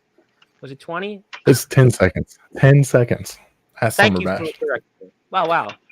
Hey, listen. If I could do it in 10, I could do it in 5. So that'll be the fastest hardcore title defense in IMF history. So you'd be wanting No, those. because like me, that's the one thing me and Justin understand about each other. We want the demise of the Foundation. You do. And what better way to take the world title away from Foundation and take Omen Black's baby to where he can't get it? Because if he goes after Nicholas Crenson, I'm sorry, Nicholas, you're getting your shit rocked. But Anthony, I But- mean, why are you going after the Foundation? What is your reason? Now, I sort of might know for those that watch Summer Bash, but why are you going after the Foundation? I would have thought that since you're in the IMF, you would have naturally been maybe sympathetic to those boys. But why are you going after the Foundation? Wes? See, the reason why Anthony Steele is going after the Foundation is for the same thing that Justin is. Mhm. They came, they ran their mouth, they thought they could do what they want. But when you find two individuals like Justin Parsley and Anthony Steele that love doing what the fuck they want and get the job done at the same time, ooh, that's not looking good for you two boys. Might have met their match at that point. So the Foundation have The best never part met of it is- somebody like you, Anthony, because Anthony, I know you have history with Omen Black in the IMF that was long ago when they were in a yard, and now they're in indoors. And maybe Anthony, if I could say, and this is Anthony Steele's Instagram page, if you want to get in touch with him, go hit the follow button for him. And also Justin is at Parsley's on YouTube, Facebook, X, Instagram. He's on TikTok. He doesn't use it much, but he's on there. Go hit the follow button for him. But maybe, Anthony, it's also your history is longer with the Foundation than even Justin's is, because I actually am old enough to remember a year and a half ago with what happened when you showed up to the IMF. And maybe, is it still unfinished business with those Foundation members, especially like Omen Black and Soldier GP? I think that's what it is, Anthony. That's exactly what it is. Is Omen Thank and you, Anthony. Soldier Yes, I'm gonna set you up that way, Anthony. Yes, that was the plan. do what? That was the plan. Sorry, to I'm set you like up. my phone is buzzing. As soon as I get on here, my phone just started buzzing. Like that's Because when my you come, presence listen, on when you come Sportswire on Radio. here, it's almost like all of a sudden people go, I gotta go on Sportswire now. Anthony's here. Anthony's here. Anthony's here. I gotta get on here. Oh. There's certain people that come on this platform. It's like, Is- I gotta go. Gotta be on Sportswire now. That's it. If the question was, is it because of what Omen and Soldier did to me over a year ago, then the answer is yes. So the biggest thing about it is you guys set yourself up for failure. Because you can ask any person that I've ever faced in the ring. I'm very vindictive. And I'm full of rage when it comes Oh, to I'm aware you're retribution. very vindictive. On because you two Yes. I guess love having circle jerks in parking lots because y'all came up with the best plan to defeat Anthony Steele. And then you thought you had a good plan to take out Parsley at Summer Bash, and you failed to realize that an enemy of my enemy is my friend. And that was I call that the birth of the real deals. Absolutely. Was you guys, your whole sole mission was to hurt Parsley. Your whole mission was to take everything that is anything away from Parsley by your hands. But as you saw at Summer Bash, just a slight taste of it is when I'm in there and Parsley's in there, it's kind of hard to destroy Justin Parsley. And there is a lot of similarities between you two. Anthony There is, Anthony, there is a lot of similarities between you two because you both are controversial figures in the promotions you've either worked or represented. You've always been never go along people. And I can see you've required what Remy Ravage and James Taylor have had the last couple of days. So I'm really sorry about that. But, but the facts are is that in many ways, you just are similar in the fact that you really are outsiders. You really are controversial. Whether it's been an XCW, whether it's been an IMF, whether it's PWF or TBW, whether it's wherever else you guys have been, there's no question that you guys are definitely people that don't go along. You guys aren't go-get-alongers. You guys aren't followers, and the foundation is all about followers. The foundation, everybody joins the foundation like joining with an NWO shirt. And you two guys have never been about that. I mean, maybe that's why it's a perfect match between you two, because really, in many ways, you have almost the same exact personalities. I think that's exactly. That's why we connected, right? Absolutely, that's why we connected. We both have controversy. Yeah, we both have controversy written all over us. You are right. That's all we do. That's our business, and business is good. I have to say, Justin, I was very happy you defeated Fletch last year. It would happen again if it goes tomorrow. Book it again tomorrow. Let's hope it does. There's one word that I would represent why me and Parsley are going after the foundation. And it's funny because I found something. You did. That hopefully will be used on September 28th. Because the one word that describes how we feel about the foundation. Oh, I see it. I see it. Clever, Anthony. Very clever word there. Hate. Hatred. Interesting. See, because I hate Omen Black. You hate him? Hate Soldier GP. You hate? And I hate what they stand for. See, here's the biggest difference. They've teamed for so long and still don't know what a brotherhood is. And me and Parsley has never teamed a day in our lives, but we know exactly what the brotherhood word means to us. And that's a quality. See, as I've said before, we're equals. Omen and Soldier are individuals. They're two individuals surrounded by greed amongst themselves. And that is their biggest downfall. So they're really a lot more greedy than they let on then. They're a lot more greedy than they let on, basically. 100%. I've done it with multiple people. I've exposed the true person that they are. And I'm going to do the same thing with Soldier GP and Mr. Omen Black. Greed is one of the biggest pills to swallow when you open that can. And y'all too are going to realize, greed is going to get shoved down your throat when Anthony Steele makes his return to IMF. Greed is not going to be on your bucket list anymore. Your bucket list is going to be one thing and one thing only. It's to stop me and Parsley from destroying you from the inside. But let me ask you this, Anthony Steele, the real deal Anthony Steele, the most controversial figure in the backyard underground wrestling circuit's history. You were inducted into the Hall of Fame. Is that you're going to be inducted here for a third time in a matter of minutes alongside Justin Parsley. But is the IMF now the company that you're calling home full-time permanently? Is this your permanent home now, where you're going to be dividing all of your attention, your unfocused attention, to destroying the foundation alongside Justin Parsley? Is this your new home officially in the IMF, your old home, back home in the IMF? It's good to be back home if that's the case. See, I say I'm gonna call it my home for now. For now, because if you want to take into consideration not to rip off somebody, come on, Marks, get ready for the comments. IMF is technically the house that Anthony Steele built. Because without Anthony Steele, IMF would be as irrelevant. Yes, Anthony Steele and James Taylor. They would be irrelevant. Because before Anthony Steele stepped and graced their screen, they were getting what? 20, 30, maybe 40 views a show. Then Anthony Steele stepped on the platform. Then they started getting hundreds. Months later, came in with the essential one. Well, the other guy, we won't even say his name, but they showed that they could beat the foundation. They were the ones. So in many ways, you started the job, Anthony Steele, and Justin Parsley, well, he's finishing the job. Oh, we're gonna do it. See, together, that's Tom. the thing. Is Parsley? Have you realized that they need big names like us to thrive? They need big names like Anthony Steele, Justin Parsley, Ox McCoy.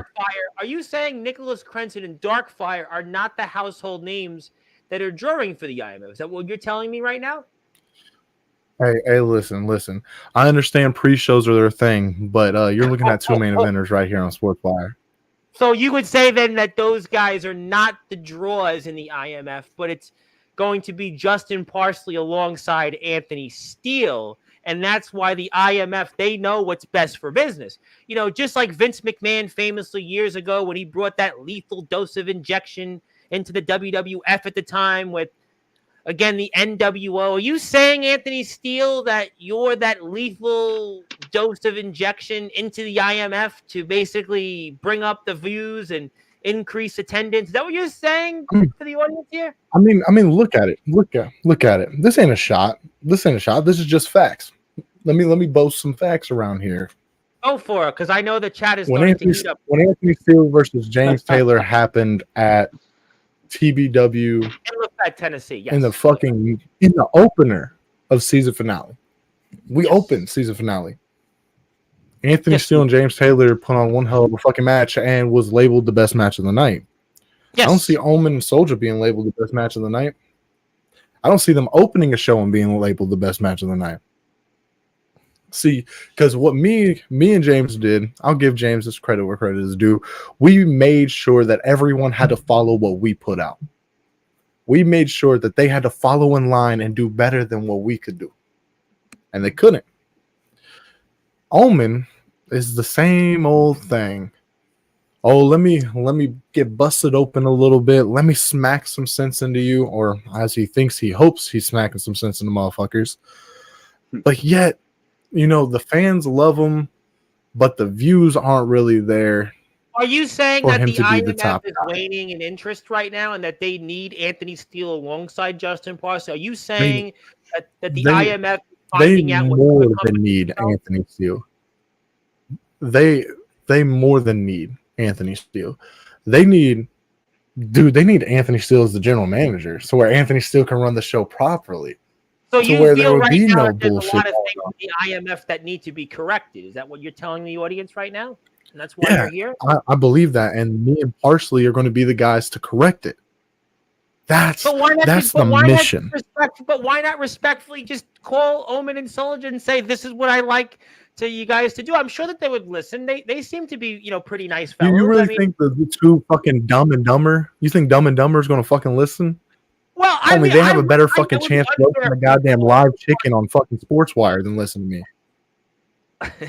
Well, I mean, listen. What I are mean, you I'm talking? wondering: have you tried to call them and ask them? Have you tried to, ask and call for advice? Have you told them these Okay. are the things? All right.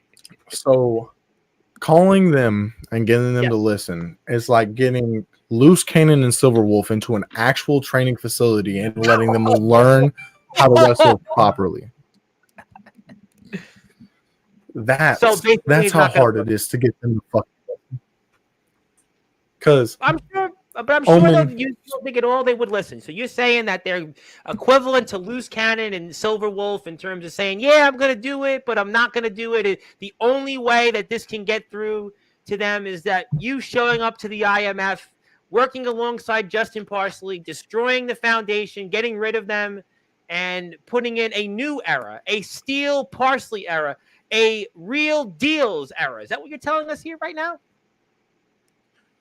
I'm saying that if Parsley and Steele ran IMF and got Dirty Donnie, Dirty Butthole out the fucking picture, we could Well, what's wrong with Dirty we can Donnie? make some big changes. What do you got against Dirty Donnie? I'd be curious for the audience.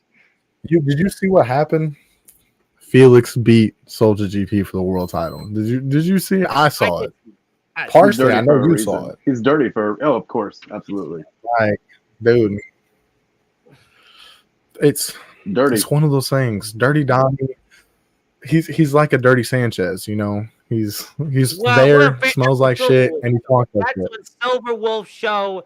You may be the most controversial figure in history, but I'll dial it back a little bit there, sir, and say that basically the IMF is in the doldrums right now. The IMF is going through, let's say, their own downturn, and really the only way that we can bring the IMF back to its heights and its glory is bring in Anthony Steele, and that's where everything will turn around. Just to make sure, just want to confirm this. Is that what you're telling us right now? Yeah, they already have Parsley, so they're halfway there. Once Anthony Steele returns, they're going to be fully there. They're going to have what is called views. Right? They're going to have what's called fans. They're going to have everything that they need to be a successful company because we appear. Right now that they have fans or no? Their fans, the attendance is dropping, right? I mean, fans of Omen and Soldier exist. And by the way, I buy a ticket, just so you know. I want to put this out there. Every show, who at least buys one ticket? You do. You. I do. Yes. Here, I'll even say this. I'll put it out there just so I can invest. I'm gonna call it an investment into IMF. Investing. What? I'll even buy a ticket for a random fan to come watch Anthony Steele return to IMF. Maybe you have a fan or two in the chat that would like to watch you. Maybe.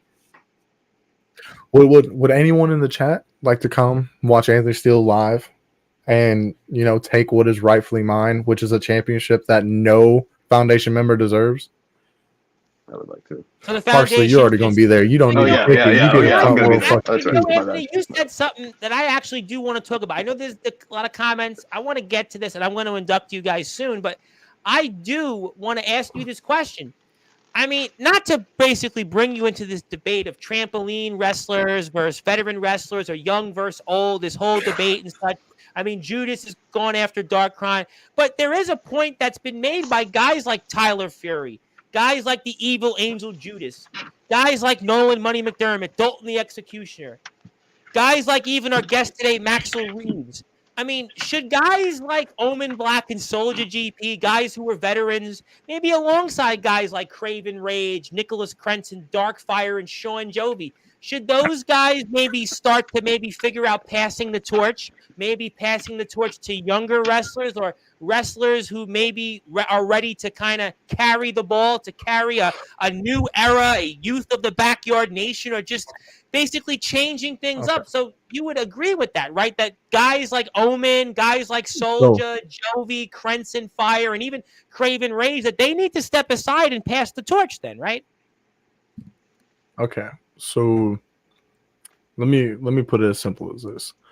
In order to pass the torch, you have to have a fucking torch lit already. And the names you just named doesn't really have a torch. Me and Parsley got a torch. We could pass the torch whenever the fuck we're ready. We pass it back and forth all the time. But Parsley's a different entity. Oh, yeah, 100%. But Parsley's not, some would say, is the problem. See, these names that I just mentioned, they didn't identify Justin Parsley as the problem. these names that I just brought up, they basically identified Omen Black, Soldier GP. They identified Sean Jovi, Nicholas Crenson, Darkfire, and Craven Rage as examples of veterans that should maybe pass the torch and move on. Even Darkron was labeled in that. I mean, and these guys were all, with the exception of Craven Rage, aligned with the foundation. So does that tell you that the foundation is past the expiration date and that maybe they should pass the torch and maybe pass it to younger talents to create maybe more business? Or is that what you're telling us right now? Because that's what these young wrestlers are. Again, I'm not taking that a position officially. I'm objective. I'm down the middle. But that's what these young guys have all said. They're tired of them. You want to know we should actually link up with is what I sound. That's what I think. I think we should link up. That's what that dude. 100%. You know, especially because I know I do. Well, I can link you up. I know I have.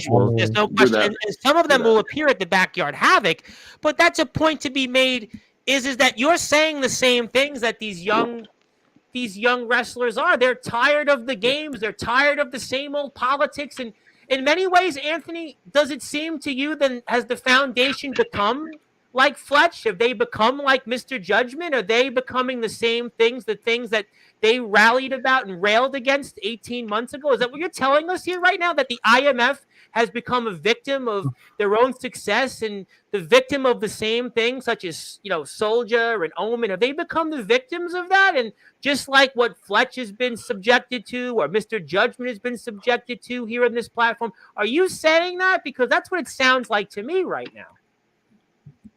I'm gonna answer the first question, then I'm gonna answer the second question back to back. That way we can get that settled. I mean, even your former employer in another company you worked from, some would say he's a product of that also. I mean, not to bring that up, we don't want to go down that road, but he could certainly be labeled into that. Hey, look, I'm gonna put it as simple as this.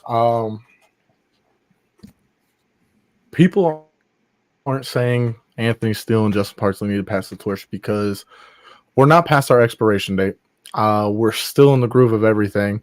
Me being 23, Parsley, 28, 29? 36. But 36. But I gave you credit. Moving like I'm 28 and looking 28 is what I hear. I'm going to take a different defense on Parsley. Is that the young talents, they all say, I want to wrestle him. Guys in Massachusetts, Justin Parsley, I'd love to have him here. We've seen him in ROEW in Michigan.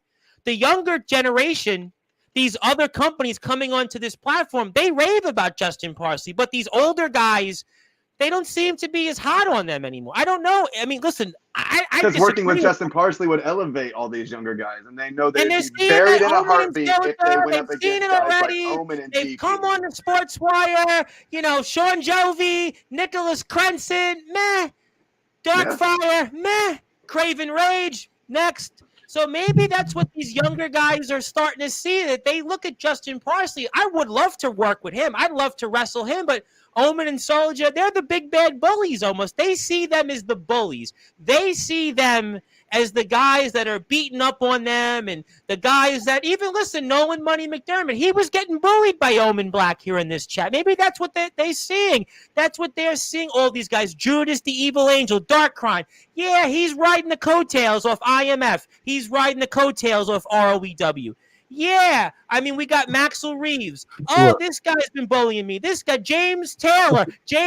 Would you watch my match, kid? Would you want to see me? Yeah, I got 130. Maybe these guys are getting tired of. I don't know. Listen, I love all these guys, but that's what I'm getting the sense you're insinuating right now. You want to know what all these guys have in common, Parsley? And like hearing Tom say this, it's triggered in my mind. Mm-hmm. Me and you, we don't care who supports us. We don't care who loves us. We care about who loves us. We don't give a fuck about who hates us. But the thing about it is, if they watch our stuff, cool. If they don't, whatever.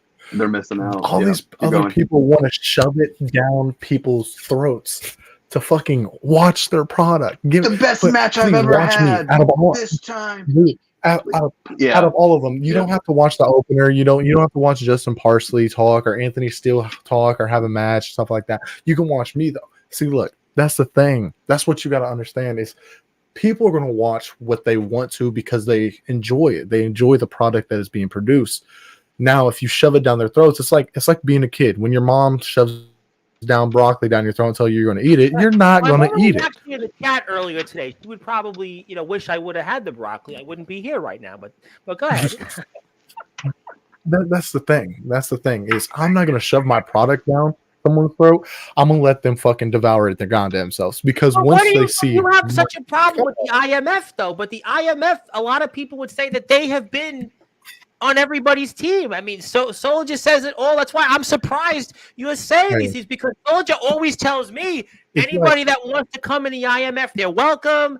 Summer Bash, you were a part of that. I mean, they're To do all what? Wrestle him for the world title so he can go over again and again and again.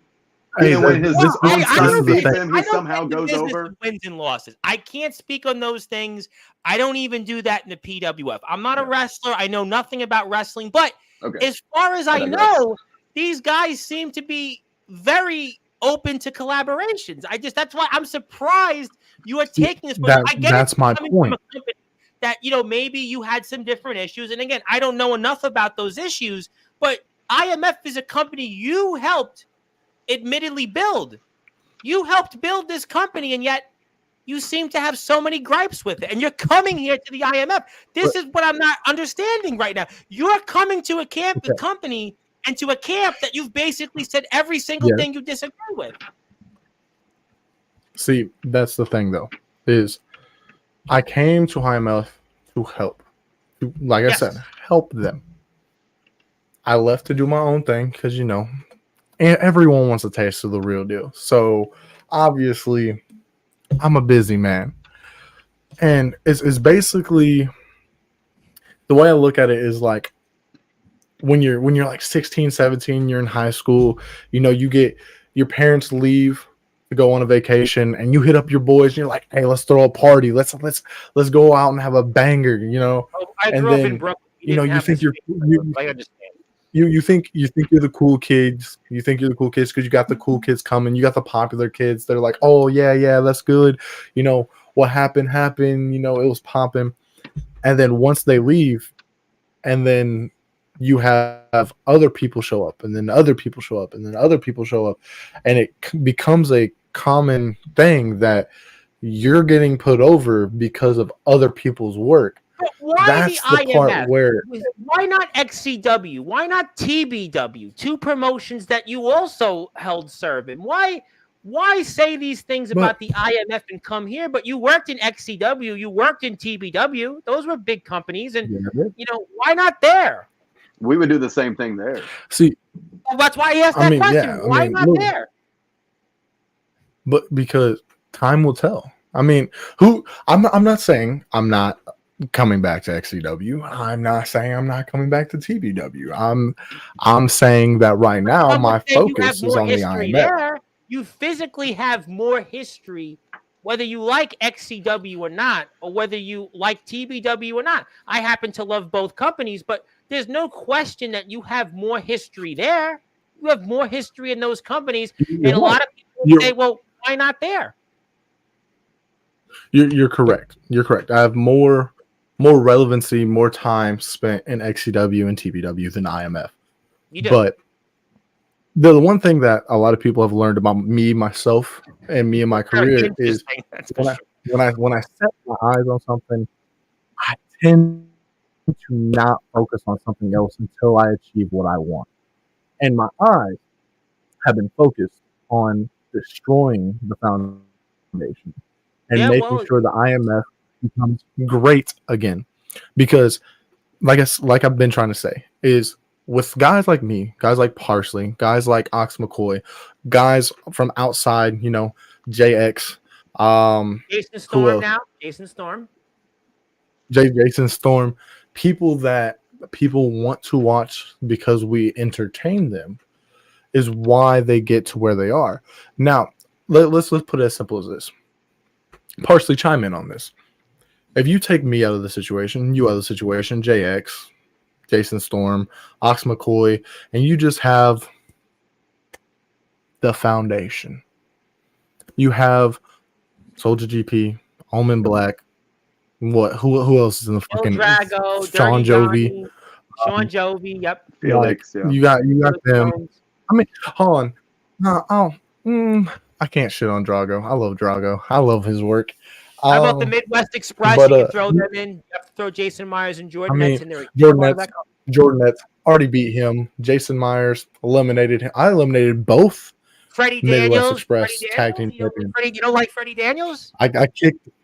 I kicked the face off that greaser. Well, I'm aware of that, yes. And the Blonde Don doesn't interest you. My mother actually happens to watch the Blonde Don in one of the IMF shows. She actually watches. Hey, listen, I'll say this: if you take me, Parsley, and all of these outsiders that come in and help them, the best thing probably about IMF would be Soulja's mom's potato salad. That'd probably be the best thing.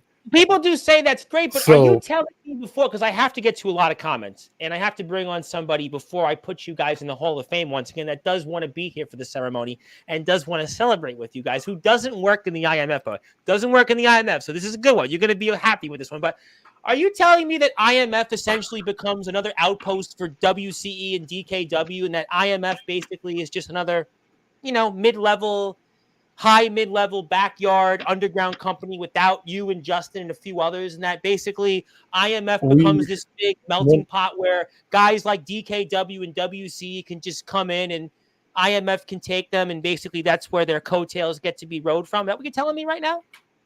Exactly. That's why. That's the same reason why me and Parsley are here, just to do the same thing. But because they have us, they don't have to worry about the downfall of IMF. They have the real deals of the industry. I see. So what I see, this is what I thought. See, I thought that you guys are there because you see the tea lead. I got that.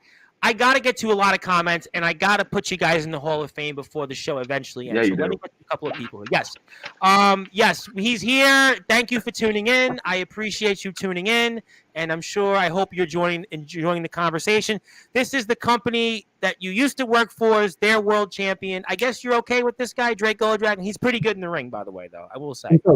What's up, Jake? Even though, fuck you. Your old promotion, Cameron Cage is here tomorrow, 9:30 p.m. Central. So he'll be here in your chair. So that'll be interesting show. But I like Cameron. I'm good. I like him too. By the way, I hear about you in this Backyard Havoc, and my buddy Mr. Chaotic says that you want to wrestle him at Backyard Havoc. 2 questions. One, who the fuck's Anthony Holloway? That's what I want to know. He did say Anthony Steele. Yep. Me versus Anthony. Who is Anthony Holloway? I don't know who that is, but I do recognize Anthony Steele. I do recognize Anthony Steele. Yes, but if Chaotic wants a match with Anthony Steele at Halloween Havoc, Backyard Havoc. Yes, I think he's just having a few jokes at your expense. Hold on. Let me pull a JX. Are you trying to get a little spooky? That was a good one, actually. That was a good one. But if you want Anthony Steele Backyard Havoc, tell him to send the contract. I'll sign the dotted line and I'll whoop your ass. Well, we'll have to see. I mean, Chaotic's been very impressive, and that would be a great match. I'd love to see it. They're trying to get me to go too. You want to fly out with me, Anthony? I can get 2 plane tickets. Yeah. I'm negotiating right now. Yeah, you'll fly. All right, good. Well, I'm not the owner of this event. I might be. No, we'll talk to the rest of the board. It's all good. Okay, well, I'm sure they're in my ear right now. I actually do hear them in my ear still. They really don't. Let me know about those plane tickets. The board of directors doesn't like me. I think I know who the real ringleader is. But how do we not know what Brotherhood is? I'm starting to wonder if you don't know, Steele. Let's see. Weren't you in the Brotherhood of Resurrection or TBW or XCW? You've abandoned your family. Well, he's not wrong in that. You've seen the story. Hold on. It's a long-winded. TBW, Resurrection brought you back. Actually, Whoa. All right. Let's get some things straight. All right. So which one do you want to start with? You want to start with Resi? You want to start with TBW? You want to start with XCW? I'll start with XCW. Right now in Sportzwire. XCW, I was on the top. I was the top of the food chain. Sure. Anthony Steele was on the come up of Lifetime. Other than a dark match that Mr. Blackheart kicked me in my face hard as shit for some fucking reason. I think he had brass knuckles in his boots. on a main card, Anthony Steele's yet to be beaten in XCW. And the only reason why I left was I was pushed out by an owner that obviously didn't need my talent, and we see where that went. And he just posted the other day he wants more no. talent to come in, right? I can only do so much. I don't know what you want from me. TBW. We got our falling out, disagreements, and you know, on this platform, like I said, I talked to him. I told him my grievances. I told him what I think they could do to better their product. I guess it wasn't up to par with what the board said, so they were like, "See you later." And guess what? Anthony still went on to go do bigger, better things. And then Resurrection. I left to better myself. I actually did what I came to do. If you want me to be honest, I did what I set out to do.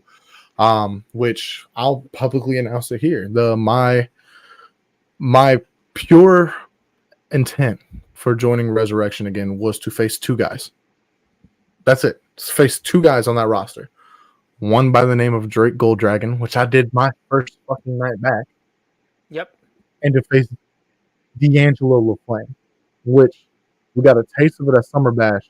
And come October, we're going to see the actual fight of Anthony Steele versus D'Angelo LaFlame. So I set out what I did. My mission was complete. So at that point, I've said it once, I've said it again. Resurrection don't need Anthony Steele, and Anthony Steele don't need Resurrection. I've proved that already, time and time again. So Brotherhood, I've never had a Brotherhood in any of those companies. If you want to talk about a Brotherhood, you could talk about NGJPW. You did have a lot of history there. There's no question that you did. And I mean, 4-time All-American Intercontinental Champion, 3-time World Heavyweight Champion, 6-time Hardcore Champion. I mean, right there, my stats were fucking to the roof. And then you talk about Brotherhood, the Danger Club, Anthony Steele, Fierce Danger, Foxy Boy. Later on, Jason Youngblood, GM Bree. You know, all in all, that right there. That was the ultimate Brotherhood in my career. Was whether we argue, whether we fight, whether we battle against each other, we proved one point, and we proved it on multiple occasions. If we called the other one would show up. It's like saying Joe Hendry. Once you say their name, they appear. Well, your name does certainly draw a lot of that, and Justin's name on this platform has now drawn it's like Sportzwire Radio. Say my name and I appear, and then so do people. Well, you and Justin, I gotta say, the last several months, your names are mentioned on every stream, whether you're here or not. That's the honest truth. And obviously, you have a fan that certainly is happy you're here. And James Taylor say his name appears and agrees that you and him helped build the IMF, give them their start. So there you go. And I'm sure we'll see him real soon in a matter of minutes. And Omen Black disagrees. 40, 50 views. Come on, bro. James is the dude that's going to be on here with us.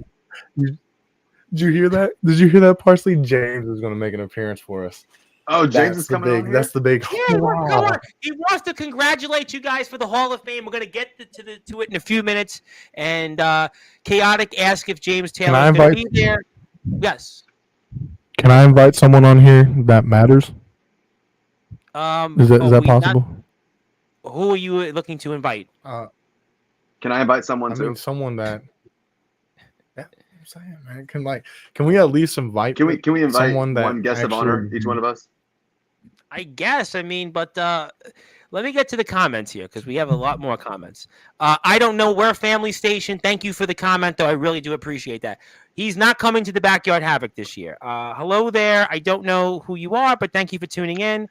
Obviously, you have a guest that wants to go to the next IMF show. I think, James, pretty much we got the answer about these trampoline wrestlers who, like Nolan Money McDermott and others, although I don't never think even commented on that, but that's fine. Yeah, well, we would do that, but I want to put you in the Hall of Fame. Trampoline wrestlers, I've never done it. Okay, so you're not going to be on a trampoline anytime soon. I've never done it. I've never done it. I don't think I'll ever will. Am I going to shit on it? Everyone has a start. I wrestled in a sandbox, so I mean, I can't really shit on people. But like, do what you got to do and get better at your craft and promote. All right. Well, I Promote. think That's some what of them are I trying to do that. Others, I mean, there's Anthony Arias on the trampoline, a man some people, don't think too highly of, and there's others like Nolan Money McDermott and Dalton the Executioner, and again, Tyler Fury, who's been in the IMF. So those guys, I think people like, and there's Ace Reed from Australia, who people really love, and there's the guys in BTW, RJS, Jacob Frost. I mean, names that people do say, yeah, I endorse them. Foundation versus Real Deal is going to keep my eyes on this matchup. I agree with Mr. Allen, by the way. I'm definitely keeping my eyes on this matchup, and I'm really interested in it. And Atomic Titans in the house, the ringleader, who, by the way, is here next Wednesday night, makes his long-awaited return to Sportswire Radio for the first time in 2 months. Boy, it's interesting. Justin returns for the first time in weeks. Anthony Steele's back for the first time in a month. We've got Atomic Titan back. Rad Radley Belmont's back on Wednesday for the first time in 5 months. It's almost like we're starting the new season. It's almost like the new season of sports for like fall season premieres. It's like the season premieres have officially started. But yes, what's your opinion on the Nemesis James Taylor? Who's mine or Parsley's? Could be both. He's going to be here in a few minutes. I see the chat is percolating now because they heard his name. But you want to give your opinion, then I can give my opinion. I think he's a smart businessman who makes good decisions when put in charge and wants to get the job done and goes about it the right way. In the ring, I hear he's a bit of a legend. I haven't seen a lot of his old archive footage, but I'd be willing to watch some of that. What I have seen is pretty good. So his TikTok, you gotta see his TikToks. He loves cats, by the way. Stone Cold's cats, though. And I also, Anthony told me that he was beatable, so I'd love to step in the ring with him sometime. Well, you know what? That's a good question. That's a very good question. You can ask him that in a few minutes. I can promise you. Il Drago is in the house, and the foundation also has a Samoan now, and everyone knows Samoans take family very serious. Ooses, boy, interesting comment there. Interesting comment. And Anthony Holloway, are you a dumb fill in the blanks chaotic? And are you talking about WWE Halloween Havoc? I think it's time to put you guys in the Hall of Fame. We're officially here. While I put this certificate up, congratulations, by the way. You guys are officially now inducted into the Sportswire Radio Hall of Fame as the most controversial tag team in backyard and underground wrestling history. You'll get this when we're off the air. And to obviously celebrate this historical moment as we get toward the end of the show coming up soon, he is back. That's right, to celebrate. I told you, not IMF. It wasn't IMF, but James Taylor, the legendary James Taylor, who I hope, James, are you sure you're okay to be here? You were very sick yesterday. I know you and Remy were sick. And I mean, are you okay? You sure you want to be? I know you obviously want to be here for, your latest signing and Justin Parsley and your long time, whatever you want to call you and Anthony are at this point. But are you sure you want to be here? 100%, Tom. I don't matter. Matt, I want to bring on somebody that actually matters. What the hell is that, Anthony? I thought you had a little bit more respect for me after I knocked the hell out of you the last time I saw you. But hey, it is what it is. Listen. I mean, I thought we were buddy, brother. And if there's any real brotherhood, who do you want? Nicholas Crenson? Do you want Nicholas Crenson instead? Is that what it is, Anthony? You want Nicholas Crenson? That might be what it is. He actually might want Loose Cannon more than me. That's not. I can't allow that one. Nicholas Crenson I could allow, but Loose Cannon I can't allow. That one I can't allow at this point. That's no. If you want to know what that means, we don't allow pathological liars on this platform. Sorry. Well, first of all, James, if you want to be technical, you didn't knock my head loose last time we saw each other because 2-1 kind of differs. That doesn't count because that was a fatal four-way that turned into a triple threat. It wasn't in singles competition. It does. You want to know why it does count, James? Shut your mouth. It's James Taylor 1, Anthony 1. First of all, this is our show. So, Mr. Parsley, it's great to see you as always. But what you said earlier that I'm beatable, anybody's beatable, but even Anthony Steele is beatable. And the only person you really need to be focusing on is Mr. Jack Delta coming up at Meltdown if you're wanting to see who's beatable or not, Mr. PWF champion. And much respect to you. I'm happy that you're in ROEW, and I know you're going to do a lot of good things, and I know you're going to kick a lot of ass at Meltdown, but are you ready for the destructive one, for the outsider, the true outsider, Jack Delta? That's what I wanted to come on here. Nonetheless, Gentlemen, congratulations. Justin Parsley, Anthony Steele, the real deals, whatever you call yourselves. I don't know. But congratulations on whatever this is. Hold on. How many Hall of Fames have you been in? How many times have you been inducted in the Sportswire Radio Hall of Fame? It doesn't Five? matter how many. I don't Oh, think he's so. actually well. One No, I'm only talking- matters. Well, he's going to be actually take that back. He's going to be inducted 2 more times this month because ROEW, which by the way, Justin's going to be there, I'm sure, for that because he could very well be the ROEW champion, is going to hit 1,000 subscribers. James is going to be there for the second time. And the third time is going to be either right before or after, depending on when ROEW hits 1,000 subs. So technically, he's working his way up the ladder. Well, as of right now, Anthony Steele is up 3-1 against James Taylor. So it's still 1-1, James but Taylor, I mean it's kinda okay. I understand. You've got a 4th grade, graduation level. I mean, you do whatever you think you need to do, Anthony. You just keep thinking in your head all the shit that you. Am I talking to James Taylor? Or am I talking to the Water Boy? You gotta understand that you're not on my level. 1-1, and the next time it's 1-on-1. You're going to be looking at James Taylor with the W, but it ain't about that right now. It's about you and Mr. Parsley becoming Hall of Famers for a second, the next time you third, see fourth, Anthony fifth time, Steele, whatever it is. Am I on the Next time- top, Tom, because I have next 5 Hall time- of Fame, so I You can are like, the look down only, at by the them, so I way, can look down at he's them? the only 5-time Hall of Famer now is Justin Parsley. I mean, Only. James, I know you have interviewed Justin before. You've been on many streams with him before, but I believe this is the first time you're officially on air with him since Justin Parsley is now going into ROEW and has done what he's done so far. I mean, I know you said a few things last night, but are you happy with so far with Justin? I know you had some mixed things. Let me to get say. the mic real quick. Let me get the mic for a minute. Here. Absolutely. Let me get the mic. Hey, what would you have done differently, James Taylor? That's a good Like, point. I know that wasn't the way you said you would have approached Jack Delta and how you would have inserted yourself into the title picture, into the ROEW talent picture. What would you have done differently? I would have walked right through the curtain of the company. I would have got right in the champion's face and stared him down and challenged him right then and there. Man to man, face to face, eye to eye. But you did what you did. I'm not taking away from what you did. It's my fault that Jack Delta you doesn't have made an eyes in the back impact. of his head. I hardly think that. That's the way we're all. You made an impact, and I applaud you for that. That's just not the way that I would have done it, but it isn't about me because this ain't me and Delta. This is you and Delta. You came in, you made your impact, and you put your foot down. And now, I'm going to be honest. Anthony, shut up. I'm going to be honest. I think how can you say that though?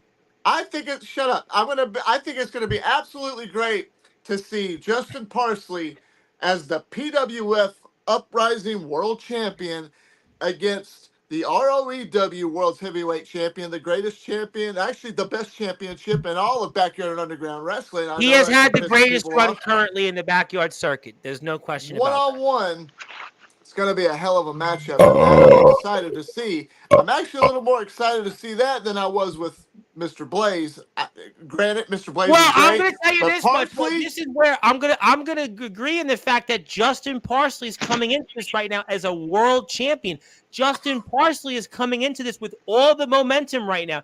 Look at what Justin Parsley has done to those boys in Iowa. Look at what Justin Parsley did in Ohio. Look at what Justin Parsley's done in his own promotion in Indiana. He's coming off a run as having the second greatest run of any tag team champion in XCW history. Look at what Justin Parsley is doing where he's got everybody talking in the entire circuit. Massachusetts wants him. These trampoliners love him. Everybody I go on with this stream, Justin Parsley, I like him. Yeah, I would love to wrestle him. So Justin Parsley's got something going for him that I think nobody has had against Jack Delta so far in this run. So, I mean, objectively speaking, those are the facts, and you can't disagree with it. And on top of that, he is the only 5-time Sportswire Radio Hall of Famer for a reason, because he shows it time and time again in the ring, and he shows it outside the ring, and that's why he sits on that top. In many ways, he is our Hulk Hogan of the Sportswire Radio Hall of Fames, just like Hulk Hogan, who was the first 5-time WWF champion at the time when he won it.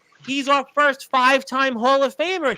And he has also said in his own words that he wants to be a 17-time Hall of Famer. And He's well on his way. And guess what? When ROEW hits 1,000, it's number 6 appearance. When I'm sure he wins the ROEW championship, if he beats Jack Delta, number 7. I mean, it's going to continue with him. Maybe even with the Sinners, we'll have to induct him for that too. Number 8. I mean, the facts are that he's finding ways and he's doing things that really nobody in the circuit's doing, because what he's doing every month, Justin Parsley is reinventing himself. If you look at things objectively for a second, whether you're a Justin Parsley fan, because this platform is objective, down the middle, we call it right as we see it. That's why people come to Sportswire, and that's why I'm about to hit 1,000 subscribers. Justin Parsley right now is the only person in the entire backyard and underground wrestling circuit every single month reinvents himself. Are there guys that travel? Yes. Are there guys that go out there and dominate other promotions? I have no doubt about that. But there's only one man every month that goes out there and reinvents himself, whether it's in his own promotion, whether it's with the PWF Championship, whether it's been at Summer Bash, whether it's now at the Backyard Havoc, whether it's now in ROEW. I mean, they're talking about him everywhere. Look at what he's done on the IMF. I mean, look at what he's done to the foundation. He's the only man right now that has reinvented himself over and over and over again. And that's why he's on his way to being into the Hall of Fame 17 times. Thank you, boss. Hey, Justin. Boss, got a question. Hey, yes, Anthony. Go ahead. Got a question for you, Justin. Shoot. You asked James what he would do differently than what you did with Delta, right? Mm-hmm. And he said he would have walked up to him straight to his face and basically fucking ran his fucking dick lickers, right? Mm-hmm. Yeah, confronted a man James, to man. Yeah. James, you want to take a trip down memory lane? You want to talk about how you went face to face with me? It wasn't man to man. It was in the middle of my match that you had to make your appearance known. You had to wait to attack me while I'm in a match. That's not man to man. That's some pussy shit. So technically, see, you're wrong. You're right and you're wrong. Oh, it's getting interesting here. You waited until I'm halfway done beating Russell Cooper's ass to play your fucking dumbass theme song. I was running late, like to I run late to your everything short else. ass legs down the fucking aisle and get in that fucking ring looking like a goddamn one of the 7 dwarves to my fucking Andre the Giant looking ass and fucking attack me during my match, which I still won that night. And you want to say you'll do something different? Yeah, and then Dude, after you won, who you came have back some down big- to put the I might as well exclamation call you point the on Miz, the end 'cause of you that got some ass big kicking ass I gave balls you. saying that shit. This guy. You know, there's one thing that Anthony makes a point. What a at, sinner. James, and there is something. It's not about the point that Anthony made in your matches with him, but Justin took a different approach than even the approach you took, because you wrestled Jack Delta in the PWF. You wrestled him in Tennessee and you lost. took a completely different approach. I And actually Justin, wrestled And him. lost. I did wrestle him, and I wrestled him. I didn't just wrestle him. I wrestled him for that little title that's on Yes. Mr. Cancer Stick's shoulder. And you right lost. And You lost. That's fine. It And doesn't you matter lost. that I lost. The fact is, I was able to step foot in the ring 1-on-1 with him, and I had him beat. But his big lanky ass, like you, Anthony, his feet were on the ropes. I got the ref's face because that was bullshit, and then he caught me off guard. Hey, that was my fault. That was my mistake. Jack Delta was the better man that night. I'm not complaining about it. The fact is, it's not about me. It's the fact that Mr. Parsley is best for business in ROEW right now. he is. There's no Thank you. question about that. He is best for business. I mean, because right now, look at how many people are talking about him. They're talking about him in Massachusetts. They're talking about him in Tennessee. They're talking about him in the trampoline circuit. They're talking about him everywhere. They're talking about him in these ranking hubs. They're talking about him certainly in Iowa. They've been talking about him in Indiana. I mean, everywhere I go, every single stream I go on. I have been on 162 streams in 111 days. I believe every single one of them, in some form or another, either Justin Parsley appeared or his name was mentioned. There's no question that his name recognition is now right up there with Jack Delta. Maybe in many ways, Parsley. his name recognition is higher than anybody else that's faced Jack Delta on this run and any run he's had in recent memory. I think the facts speak for themselves. And Hey, You know, Tom, when you hit 200 straight streams, you, my friend, we all as a community need to induct you into the Hall of Fame somehow. I don't know about that. I mean, why would you want to induct me into a hall? I'm not a wrestler. I don't deserve to grinding. You're out here grinding and putting a platform out for all these guys, myself. Well, how about you? Well, I'll let you guys take over. How about No, we don't need to take over because we couldn't do it like what you do. Omen's Parsley, got a question about that. He heard that. I got a question. So, the Real Deals just got inducted. The Real Deals are on top right now. We're one of the most talked about fucking teams out there. You haven't even wrestled yet. That's impressive. That's impressive. Why don't has this ever happened? Yeah, in we haven't even wrestling? First of our kind. Like, I can see that. I want to extend a friendly offer. So you won the championship at Summer Bash. Yes, he did. Yes. So how about this? When you continue to retain that all the way to Summer Bash next year, we do a friendly battle between the Real Deals and show them what a real wrestling match would look like, and have Justin Parsley versus Anthony Steele at Summer Bash 3. Who's the team captain in this team? I'm still trying to figure that out. There's no team captain. I agree. We're equals, I think that we should have. Yeah, we are equals, and I think we should have that match at Summer Bash. And you know what? Are you talking about Summer Bash 2025? That's what he's talking about. Are you going to be there for it? Another show you're not going to show up at. No, he's been already done. He showed up to wrestle already. I should be the special guest. He ain't showing up to Summer Bash. I should be the referee. Look. We don't need the peanut gallery showing up to fucking Summer Bash, even though we know you ain't going to show up in the first place. But Joshua Allen makes it. We're just talking hypotheticals then. They're their own cheerleaders. Hey, listen. If we're, I'd sit here. If James Taylor shows up to Summer Bash 3, if I'll make this.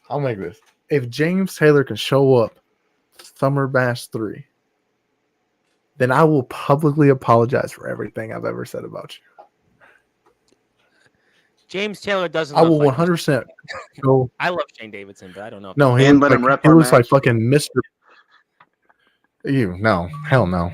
I'm not going that far. He doesn't fucking deserve to ref our match. He's probably a worse ref than he is a wrestler.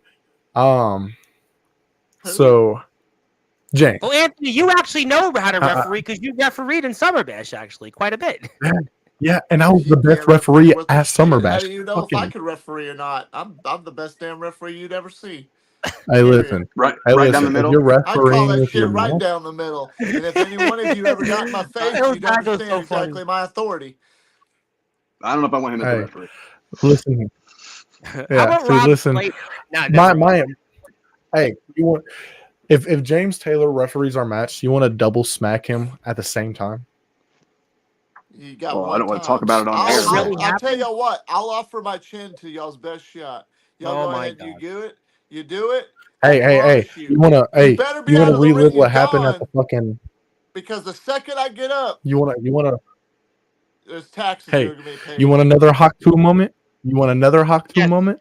They're longtime rivals for 3+ years. Yes, thank you for letting us know. I appreciate that. You want another Hawk 2 moment, James? I'll make you viral again. What? James is always viral on TikTok, by the way, and he recently surpassed 1,000. Anthony, do it. And I'm going to give you, James, a plug before we get ready to close the show here soon, because you just recently passed 1,000 subscribers on Taffy's Lounge. I am so fired up about this. And guess what? He's even gained 5+ subscribers since yesterday's stream, and we got a bunch of people. And if you want some lo-fi beats, you want some hip-hop, some music for studying on the road to work, whatever it might be, Go to Taffy's Lounge. You know you want to have your friends hit that sub button, their friends hit that sub button, and listen to James's music because James has got some of the best beats around. He's working on new music. He's working on new designs. Maybe Anthony Steele comes out to some of James's music he's creating. Maybe Justin Parsley does some DJing with it at Kendall's Tavern or some other taverns he's going to. You've got to go out there and hit that sub. I got so many people here on YouTube. Hit that sub button to Taffy's Lounge because I can tell you that much. You need your fix of James Taylor when he's not here on Sportswire or when he's not posting those TikTok videos of Poncho. You gotta go hit that sub button for Taffy's Lounge. Just do it. I'm telling you. Poncho, where's Poncho? Poncho, come on, Poncho. Let's go, Poncho. Come on, Poncho. Yes, that's Taffy's Lounge. But yes. Would be an interesting thing is let's take the attention off of me and Anthony for a moment as a obviously I'm sorry, Mr. Parsley. This is supposed to be about you and Anthony getting inducted and Anthony I'm used to these things kind of going off the rails. It's all He's been here 5 times already, by the way. Let's get back on track, Good, because we don't have much time left in the show. Yeah, we don't got much time. But y'all were talking about something a little earlier, and I'd like to interject with that because I actually agree with you, Anthony, and I agree with you, Mr. Parsley. And let's talk about the foundation. And in my eyes, I see the foundation as a NWO and NWO wolf pack that's just kind of overgrowing and becoming overpopulated. It's oversaturated. They're just all over the place like rabbits. They just can't keep away from, here's a new shirt. Here's a new shirt. Somebody needs to take out the trash. And if you guys are the ones to do it,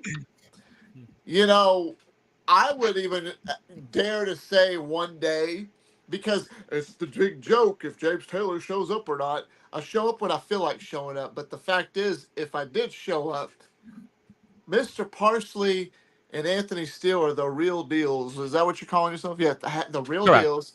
Yes. What if they had one extra guy for a temporary partner? Sorry, we're not taking applications. And going against them. Because sorry, we're not taking applications.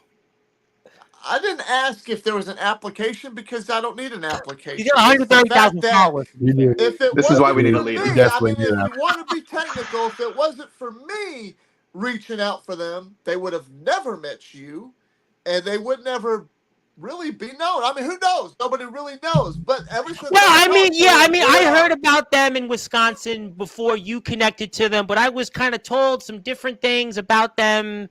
But you did take the initiative. I mean, I don't know if we would have connected them here, but you got them first, and I think that's a valid point. And then they came here. To Anthony, and then Anthony went off from there, and then Anthony went and he made an impact, and now we got all these other guys coming in and making an impact in their sort of ways. But I'm just trying to say, without you talking so much shit, Anthony. Ooh. If James Taylor showed up with you and Mr. Parsley side by side, what do you think would happen to the foundation? Your honest opinion. Honest opinion. I'm giving you props, kid, because I heard what you said earlier about me and you opening the show at season finale, and we stole the show. We're the best match on the card. Thank you for that, because it's true. We did. We had to line up everybody from then on out of what it takes to be in this business. But you guys, you do what you do. But if I showed up, because I have a little history with Soldier GP as well, and the foundation. So, in your eyes, how do you think it would turn out? It'd be like a block foundation implanted in the ground, looking up at 3 heads of a Mount Rushmore, praying to God that there's not a 4th. That's what I think it would look like. What about you, Anthony? That sounds pretty legit to me. What I'd want to say is I'd kick your fucking head off and tell you to go fuck yourself. But if it came down to it, if Parsley's up for it, because as a team we work as a unit. We don't make decisions one-on-one. We make captain. I thought he's not the team captain. I'm not the team captain. We are equals. Yeah. He seems to be all right with it. What about you? Yeah. You're not afraid of little old me, are you? afraid of you? No. Fuck. I've shown You just that. can't show up in a what, foundation 3 shirt. times Just now? admit it, Anthony. In every match in your, I know we got to end this, but in every match in your career, every time that I actually, when I'm right there in front of you, just like a couple of weeks ago, last month, whenever, and I know you're not there no more, but it doesn't matter. I only went there for one reason, and that was for you. And you got all giddy because you were about to get Oh, back that's in the so ring sweet. with How me, about the and irony I of was that that match close to that all kicking your 3 of ass. you don't work in that company? That's just such a fast. It's almost like Stone Cold and that whole thing with Austin, Goldberg, and Lesnar, WrestleMania 20. You, Gabe, and Anthony in that promotion there. You guys all don't work there. Justin, it's the most bizarre thing I've seen in the backyard in the underground wrestling circuit's And history. 3 I men think wrestle a match they don't work for it anymore. Or it hasn't really 2. been talked about, but I think he would agree with me, Mister Over Here. And I think honestly, we stole the show just in that matchup alone. Not counting really the Rumble, because I know Anthony was in the Rumble. I was in it briefly. Anthony, you eliminated me, you prick. That's all right. It Bro, was still fun. But the bro, I matches, was in just there the for 55 matches minutes. alone, I just the 55 matches minutes. alone, Came in at I number think 2. I believe our match stole the show. And we were opening match again. How convenient, how ironic is that we were opening match again, Anthony? You know that? You think these companies would You learn want and to know just something? book you guys for the main event already, so not everybody has to follow that act. I don't Oh, know. no. Hold on. I'm not a Resurrection. promoter. What do I No, know? no, no, That's no. you know what? That's what I say. That's why Parsley. I'm not in the Hold on. business. I'm Hold not on. not my thing. Resurrection did book Anthony Steele versus James Taylor in the main event, and that's when I beat James Taylor. So yeah. I will say this. When it came to the show, I'm not gonna shit on everybody else that night. There was Oh some yeah, good great shit. There guys, was of some course. No, fucking no rocky doubt. shit. You know, I'm a little upset. I got chokeslammed by Joshua Allen, but you know, shit happens, I guess. But actually, hold on. Tom, do you mind if I talk about the Rumble? Yeah, you're here. You're Anthony Steele. I mean, I have no doubt you definitely said some things tonight anyway that I'm sure people were kind of like, what did he just say? So at this point, as we're going to end the show here in a few minutes, I mean, we might as well go with it and end with it, I suppose. I'm gonna have a Let's real talk quick about bathroom break. Let's talk about the Rumble. Came in at number 2, started beating the dog shit out of Ronnie Brady. And like I said, was in there for 55 minutes. 55 minutes. If it wasn't for me almost breaking my arm, probably would have been there a lot longer. For those that don't know, one of the mats underneath the canvas moved. I landed, and I literally thought that I broke my arm. And it was that I 100% will say was the most terrifying thing to me. Was doing that, and it's not the dude who did the move's fault. It was just the way the ring was put together. How many matches have been going on before then? They didn't try to fix the ring before that match. It was just something that transpired. Do I love that I eliminated James Taylor? Yes. Can the fans tell that you fucked up? Yes. So What? you and Antonio Platinum, Antonio Diamond, whatever the fuck you want to call, both of y'all did about the same thing. Are you talking about the Claymore spot? So yeah, both of y'all did the same Dude, thing. As I'm it's going for it, you because turn. you know what? Practice makes perfect. That's all we got to talk about. It still worked out. Dude, I'm all right. Here, Tom. I'm gonna break the fourth wall a little bit. Oh, like you haven't already? I'm Yeah, I know, right? I'm talking to James, right? And we were talking about the spot, and he goes, "Dude, I could do it." He's like, "Just fucking do it, and I'll flip over." And I'm like, "All right, James, if you can do it, we'll do it." And then fucking Antonio Platinum, Antonio Diamond wanted to do the same thing, and so I'm like, "All right." So I do it with Platinum first, and he goes to throw himself. He couldn't flip over, so I'm having to throw him over. It wasn't that I And couldn't flip here comes over. James. Your big fucking foot pushed me into the ropes where I didn't have enough momentum to jump. So I said, just fucking flip me over. If you actually look at it, actually, James, if we're going to talk about it, you started turning before I even fucking connected. So that was your fuck up.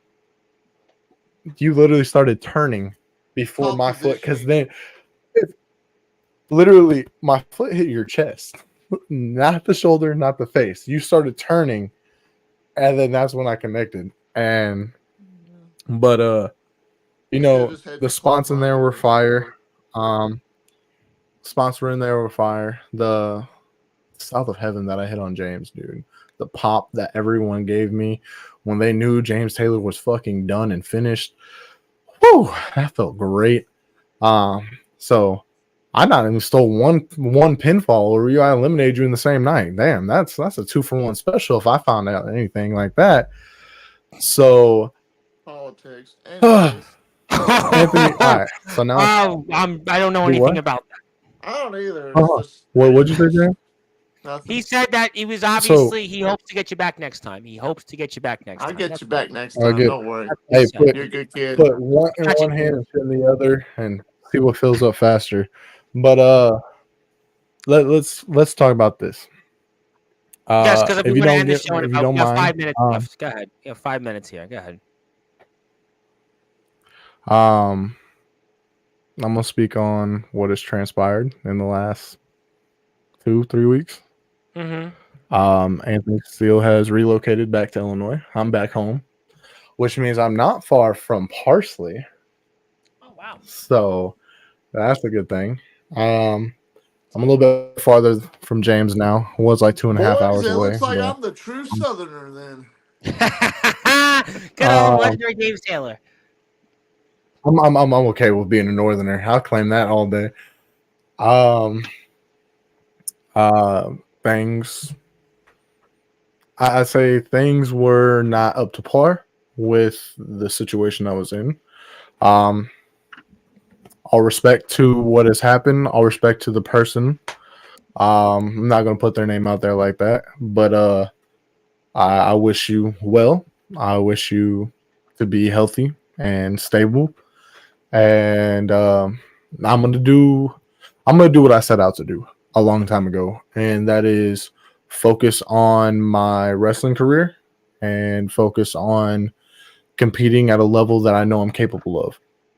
And that is my number one priority right now, is to get back to being me, get back to my grind, get back to doing what I'm known for, and that is talking my shit whenever, wherever I want, beating people up whenever and wherever I want, and taking championships and making fucking companies famous again.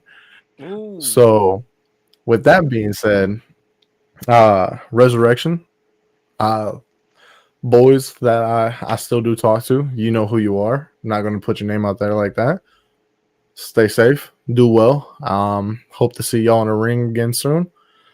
TBW, I'm coming. You just don't know when.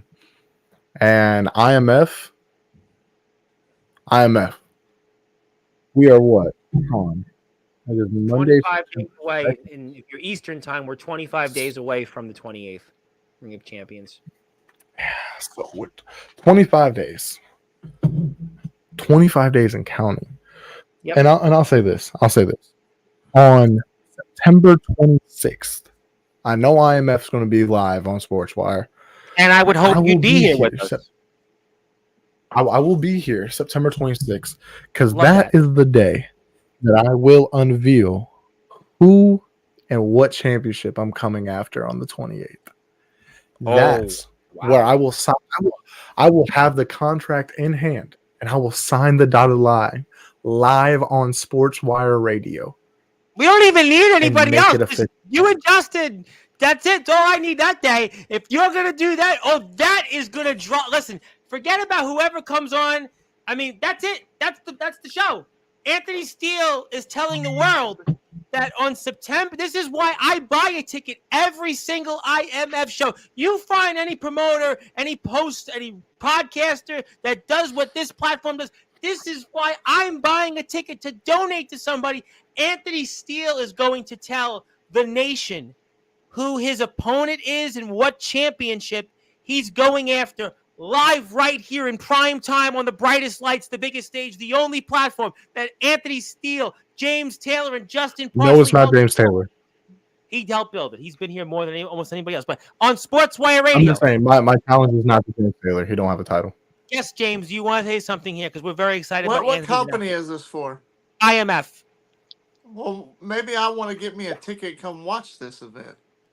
I'll buy you a ticket if you want to go. I will donate 2 tickets. Maybe I'll come sit front row and let's see what Anthony really can do. I'll tell you what, I will donate that ticket. I'll buy 2. If you're gonna go, are you going? I'll buy that ticket. I'll make 2. I have no problem with that. James Taylor watching in attendance, scouting. His obviously member of his roster, Justin Parsley. He's got JX who works in ROEW. He's got Jason Storm who works in ROEW. He's got ROEW talent. This makes sense. I will buy the ticket for you. If you want to go out there and go watch that show, I will do that. Justin, you wanna accompany me to ringside? You can have the best front row seat.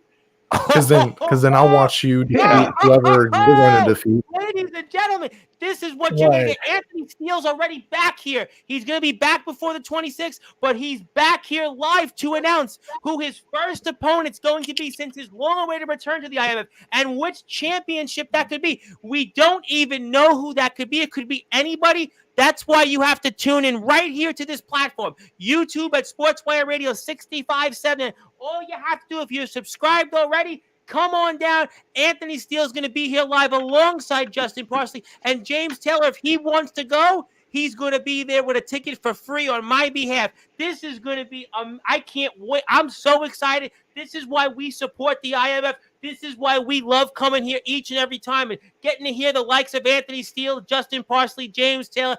I can't wait. I wish it was already September 26th, Anthony, before we get out of here. I do want to make one more challenge. And it's not to IMF. It is for Backyard Havoc. Oh, okay. All right. That's the last one. Okay. So, Parsley. When I say this, you're going to know the reason why. Mm-hmm. You remember the beginning of the Rumble at Summer Bash? Mm-hmm. There was a guy that thought he can get the upper hand on you until I showed up. Yeah, he's a big guy. So he is big. Some would say he's a big man. He seems to like Silverwolf. He likes pizza. Loves. He loves Silverwolf. He loves Silverwolf. He sweats pepperoni grease, so he loves pizza. He was a corrections officer, wasn't he?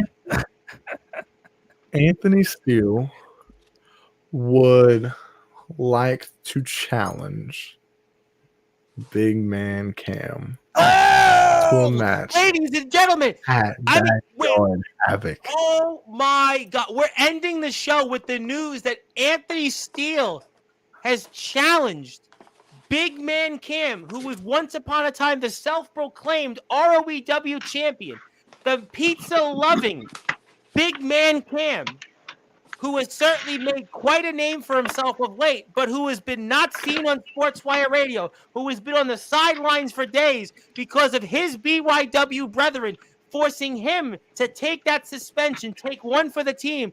Big Man Cam may very well have to deal with the real deal, the most controversial figure in backyard and underground wrestling circuit history. Oh my God, ladies and gentlemen, we're ending the show with that. Big Man Cam is on the clock. Anthony Steele is going to put the challenge out there. Big Man Cam is all of a sudden saying he does not love Silverwolf, and he's already telling you to stop. Ladies and gentlemen, Big Man Cam is going to have to come back to Sportswire Radio. But wait a minute. Big Man Cam, to end the show, has said he's accepting, and he says, let's steal the show. Steele, get it? Ohio, Backyard Havoc, November 9th to 10th in Bremen, Ohio. Anthony Steele, I mean, you want to talk about controversial appearances tonight. Not only does he go in the Hall of Fame, but he controversially says a whole list of things, whether it was IMF tonight, whether it was what happened in Resurrection Wrestling, whether it was what happened now at the Backyard. He basically said he's showing up unannounced to the Backyard Havoc, and then he's making matches? Who knows what else is going to happen? This is why you have to come here to Sportswire Radio. You never know what's going to happen. Anthony Steele, I mean, you missed him in a month. Boy, you got him, and you got him and some, because he fired more shots tonight than almost anybody has in the last month combined. And that's why you have to go to the Steele Nation, get this merchandise, go to his Instagram page, go to his friend's IMF's page, even though he may not like them, but hit the sub button for them, Justin Parsley, at Parsley's on YouTube, Instagram, X, Facebook. Hit the sub button for James Taylor. He's going to be posting some Poncho. Let's go, Poncho. Stuff on TikTok. Taff Taylor, Taffy's Lounge. I am the Reverend Tom Bryce, your voice figuratively and literally where all wrestling matters. This is the newest members of the Sportswire Radio Hall of Fame as a tag team. We will be back here tomorrow. We are here tomorrow with none other than Cameron Cage.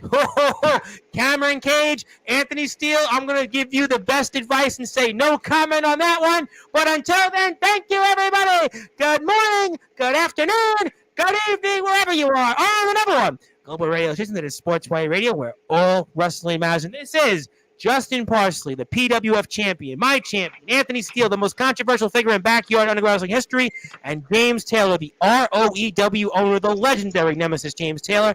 I am your Reverend Tom Bryce. Thank you, everybody, and I'll see you.